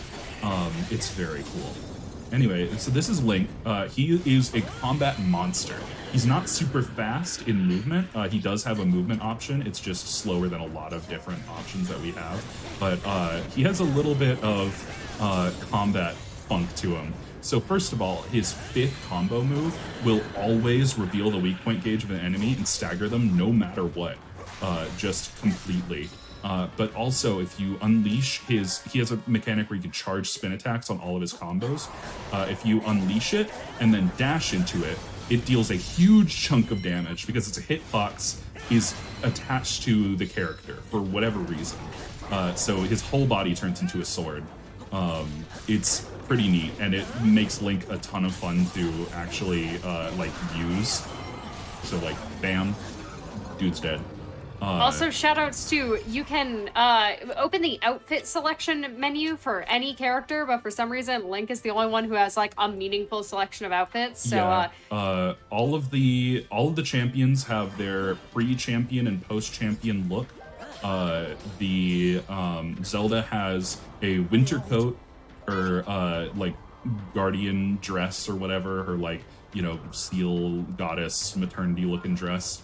And then I hate that dress so much. Anyway. And then her regular outfit. Bike Zelda cannot wear the dress. She can only have the winter outfit and the regular outfit. Also, we paid for the Breath of the Wild Hill. We're gonna use the Breath of the Wild Hill. There it is. We teleport to the shrine just for that moment. But yeah, it's like Link has the full slate of outfits, and nobody else got any other outfits, and it's very disappointing. Yeah, IMO. That's the one part of this game where I'm like, that is a huge failing. You can change the colors on some of them, right? Only Can't on you? Link's outfits. Really? Yep, the Kochi Dai Shop only changes Link's outfits. That's so unfortunate. Yeah, it's that is my biggest complaint with the game. And when your biggest complaint with the game is there are not enough cosmetic options, that you know, I'm a self-admitted biased fanboy of this game. I absolutely love this game. It's one of my favorites of all time. But that it's a very good game overall. So now we're in the end game of this. This is the part where my thing might overheat. We should be good, question mark. You'll see the frame rate's really gonna have a time of it with this Hinox. Hinox. The Hinox? He knocks you down. Hinox. That was a bad one. Nice I'm flurry rush. I totally sorry. meant to do that. How are we doing, Switch? Oh, we're getting pretty warm. That's a little bit of a Everything's Switch fine. fever. Everything's unless you hear the little did it. fine. Yeah, if you hear put up and then you see Switch overheated going into like shutting down. Shutting down. Shutting down. We should be good though. We are out of the danger zone. There's just a ton Woo! of enemies loaded over there. Woo! Wee! Yeah, I can't dodge the Beyblade. All right, 1, 2, Lyrip. 3, 4, 5. Da-da, da-da. Yeah, enemy health bars just melt. And you know what? I don't feel like fighting this last enemy. I'm just gonna let my weird neighbor take care of it. He's really into swords. He's also in a tree. That's fun. Anyway. We're gonna get a little text box that's like, Princess, there's somebody very special over here. And just gonna be like, Quay? And then, oh yeah, about that person who said to be fighting the monsters earlier. So it turns out King Rome isn't actually dead. Yay! He used a MacGuffin that, it's not a MacGuffin. It's literally a Chekhov's gun that's set up. If you know what the object is going in, it's like a very good like setup and payoff. I'm not going to spoil the surprise of how he lives. I actually really love that story moment. But hey, King Rome what it is. isn't a massive jerk in this. He's like actually a super cool character. Also one of my favorite characters to play as. My usual rotation for just casual play is Link, either Bike Zelda or Impa, depending on what is needed for the mission. Urbosa, and then King Rome, because his moveset is incredible. He turns into the old man, and his old man attacks are very quick, and then he like undoes his guys and like turns into King Rome, and his attacks are slow but powerful, and then he swaps between them seamlessly, and it does huge attack. I could gush about this game all day. Anyway, I really love this game. But yeah, fun fact, if you listen here while it's loading. So that's Zelda narrating. In the first half of the game, it's King Rome who narrates the story. But after he like supposedly dies in Calamity Strikes, Zelda starts narrating her own story, which is a really good like moment. This is Zelda's story. Link barely factors into it. Like it's really good. And they said Echoes of Wisdom was the first time you could play as Zelda. They forgot about Age of Calamity and also Zelda's Adventure for the CDI. And also, it's not Faces of Evil, it's the other one. Wand of Gamelon. Wand of Gamelon. Hey, Jiggy, how's the prospect of Oops All CDI Zelda? You know, it's funny because I actually originally wanted to have all the CI games in the first one, but then on Hotfix they actually did a run of them like a couple days before the show, so I cut them. Oopies. Yep, that was the oops. That one should just be called Oops. If it's just all the CDI games. I like unironically enjoy both Faces of Evil and Wand of Gamelon, but Zelda's Adventure is rough. Do you enjoy RZ? I have not played RZ. I haven't yet either. I think I need to play RZ. I should play RZ as well. I got to see it at GDQ and have a great time with the RZ memes, but I think I need to play RZ. Quote, unquote, if anybody doesn't know, RZ is the spiritual successor game for the CDI Zeldas. That's like, what if the CDI Zeldas were made but now, and it's just the CDI Zeldas, and we had fun. And the cutscenes are glorious. So this mission is super cool. It starts out with your third and fourth characters locked away into these side passages, and then things start opening up. But like, this mission is called All Hyrule United. It's like all of the champions are together, all of their successors are fighting alongside you. They have all of the divine beasts, which are supporting you from like the edges of the arena and are shooting enemies for you. We have like this whole deal of like your first and second characters are chilling in the middle. Also, Zelda, you need to go right here. Thank you. All your characters are like, two of your characters are chilling in the middle while you have two characters run up the sides. So we send two of our characters up the sides because we're about to see a big old force field surround the palace, and we have to break that by killing some taluses. And these taluses are a little different from our later taluses, just in the fact that they have a ton more health. So we are going to put our two characters who are the most efficient at taking care of taluses, which is going to be Teba, because his bomb rune just absolutely wrecks shop on them, and Calamity Ganon, because he's so tall that he can just reach their weak point.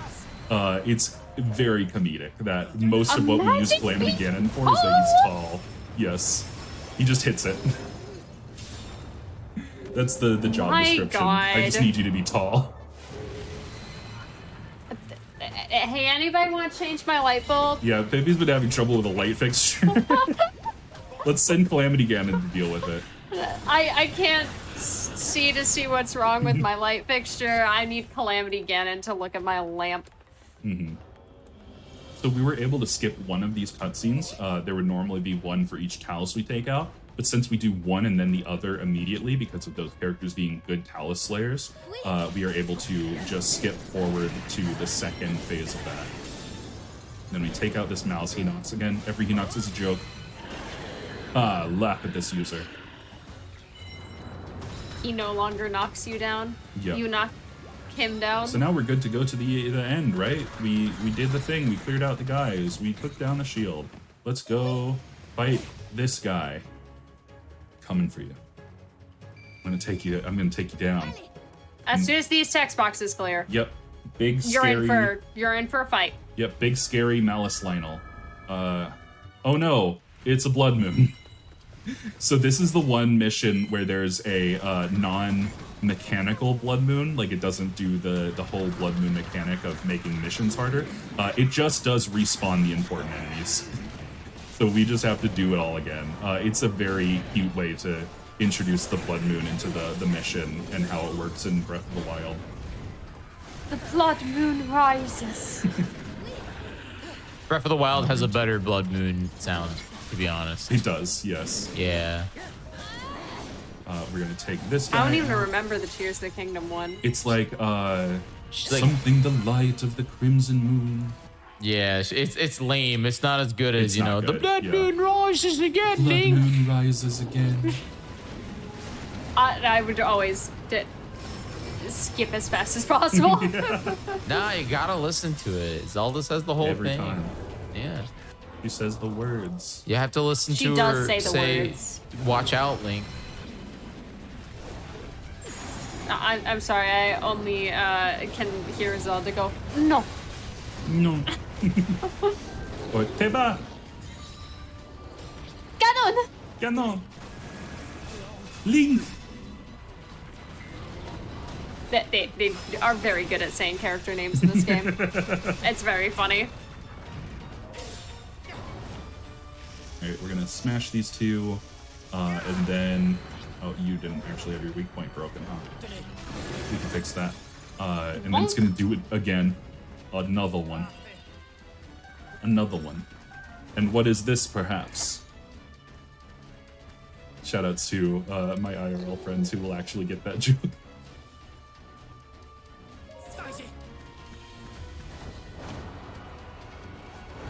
Sidon? You're not playing as Sidon. I'm not playing a Sidon. And Mifa, what are you talking about? Yeah. You're not playing as Mifa either.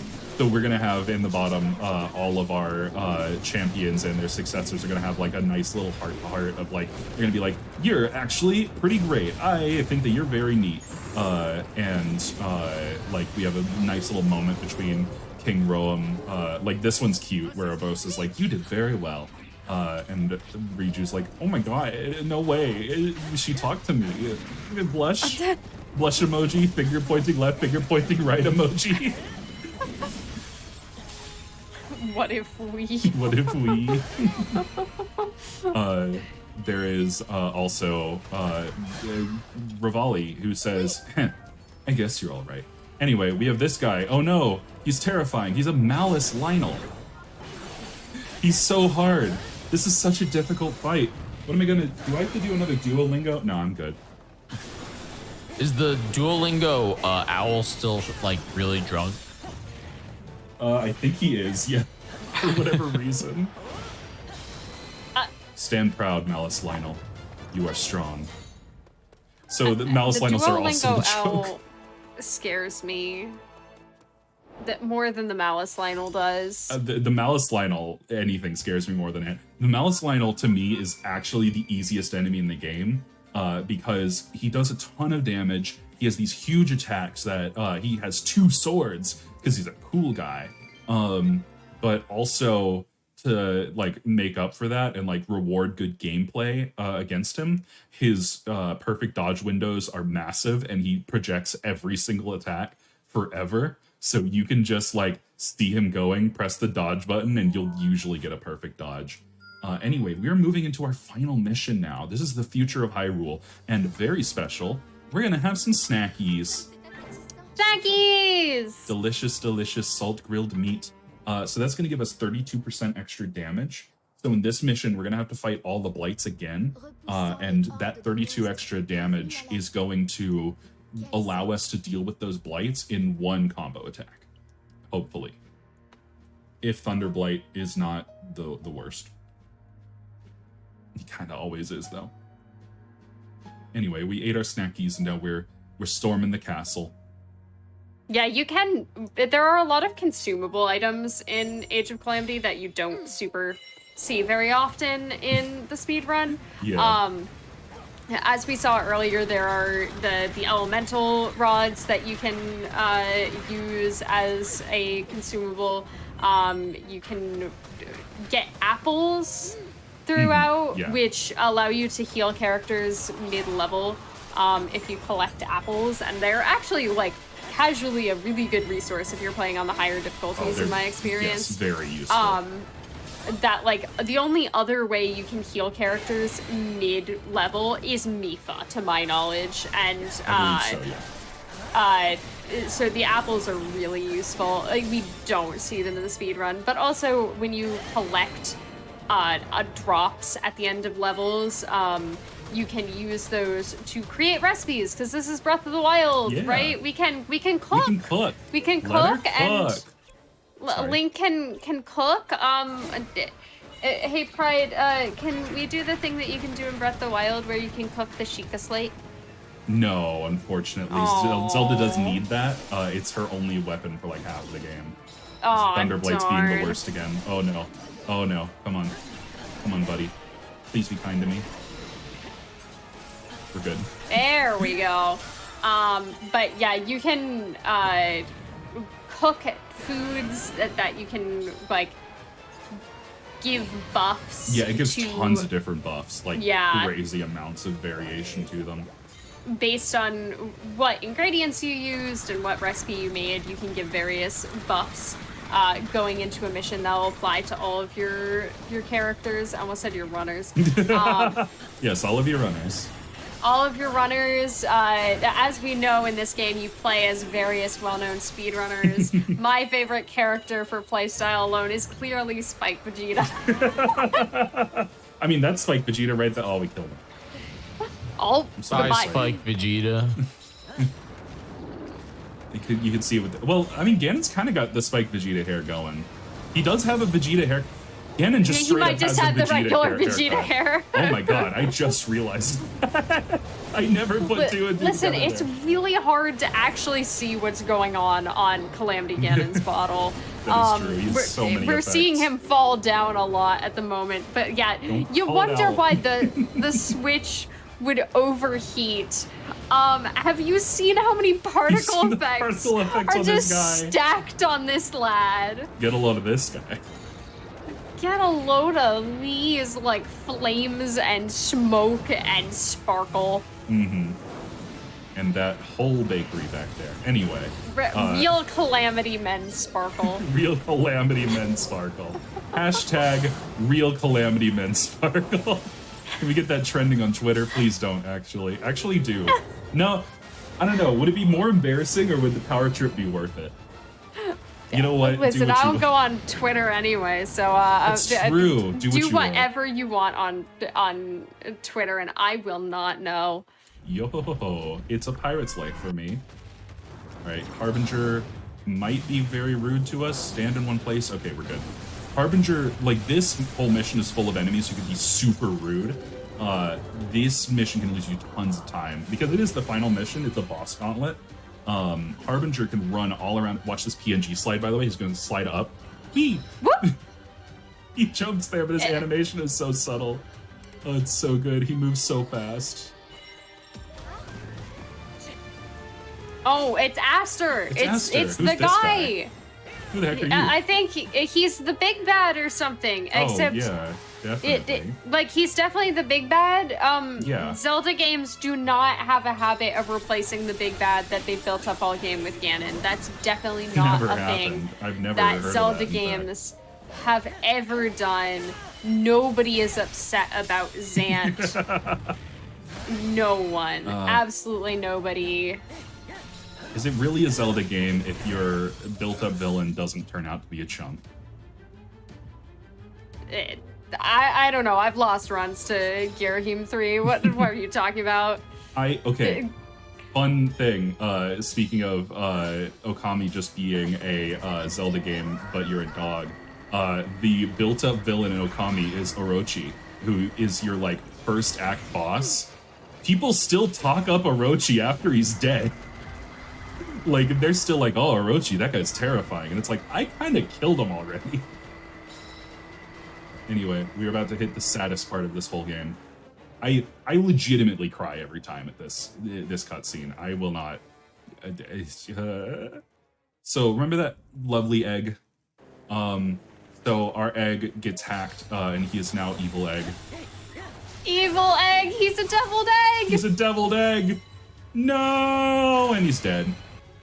I'll let you a cracked few our frames egg. of he's just dead. He's Eggy dead. boy. And then there's Eggy. He's dead. Dead. DK. Eggy Eggy's is dead. So now we got to go get Egg Vengeance.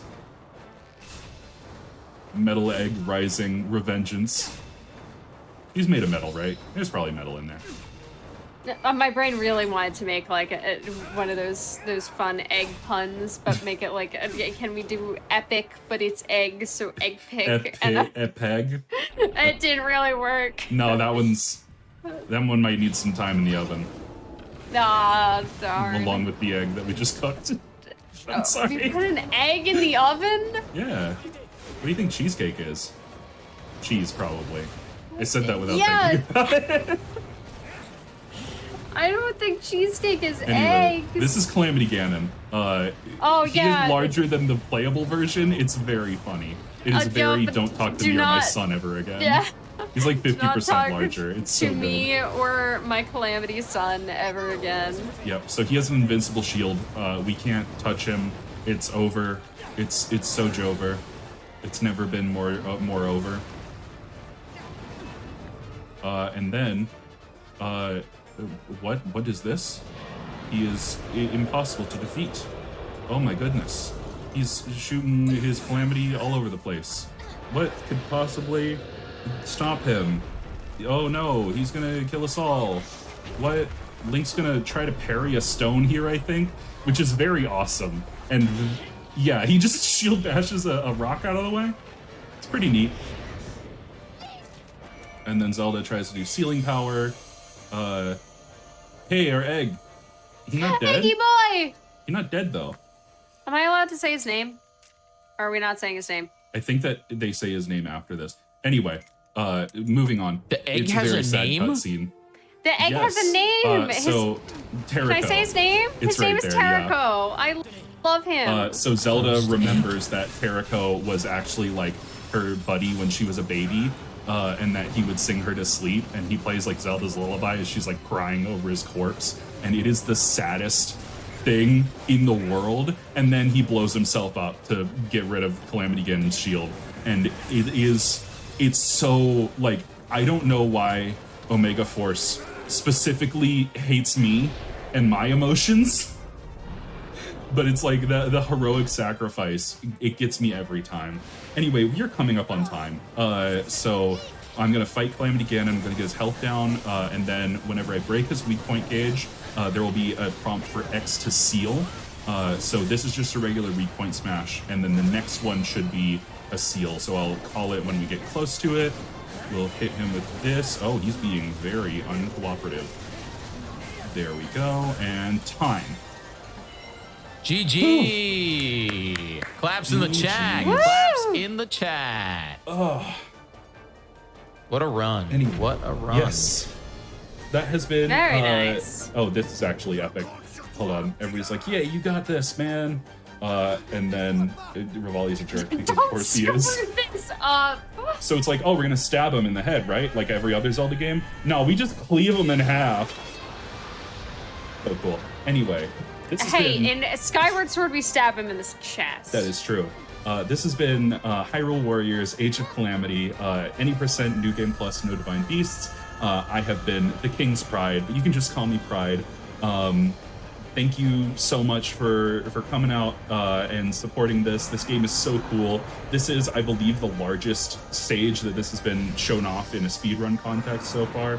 And I'm glad that I got to show off one of my favorite games of all time. Pippi, where can they find you on the internet and stuff? Oh God, you search Pippi in a top hat, and then you can find me, and then I do stuff. Absolutely. Yep. Yeah. Thank you so Where can much. they find you? Thank you so Our- much our there, wonderful Pippi. host. And thank you very much there, the King's Pride. Yeah, this was absolutely incredible. This was an incredible run. So thank you very much. Right now, there's a shout out going on in the chat for the King's Pride. At the top of your stream, at the top of your chat, there's a big heart button. And if you don't click it, I might scream. And then GDQ will never ever be happy with, like, they're And then never I'll gonna have to let me. take off my headphones. like they'll yeah. It'll be really GDQ loud. won't ever wanna- let us showcase Zelda ever again if I start Please streaming. don't do that, actually. True. So make sure you go follow Pride. Again, you can do that at the top of the stream right now. You can also do that by hovering over the the title of the stream. That would be really great. Yeah, that's it. That's the thing. Thank you so much. 224. Not bad. 224 is actually pretty good for a showcase run. Yeah, Yeah. 224. This is definitely a lot of fun. So With a blood moon as well. With the Blood Moon. With the 224 Blood with the Moon. Blood Moon is actually incredible now that I think about it. yeah. So that was incredible. I thank you very much there, Pride, for doing this run, and Pippi, thanks for being here. Our friends, Of please go and check out King's Pride and Pippi. My name has been Jiggy. I've been hanging out here tonight, just chilling with you all for the Zelda spin-off showcase here on the GDQ Hotfix. If you missed Awfully Silly or this Zelda spin-off showcase, stick around because right after the break, we're going to be doing a full rerun of both shows. So that's going to be amazing. And hey, this weekend, Friday, Saturday, and Sunday, 1:30 p.m. is when we start Friday. GDQ Express is live at TwitchCon. So if you're going to be at TwitchCon, come and hang out with us. I'd love to see you there. Come watch some speedruns. Or if you're going to be here on Twitch, watch the show. We're going to be live all weekend benefiting able gamers. Thanks for watching. We'll be back with a more GDQ right after this break.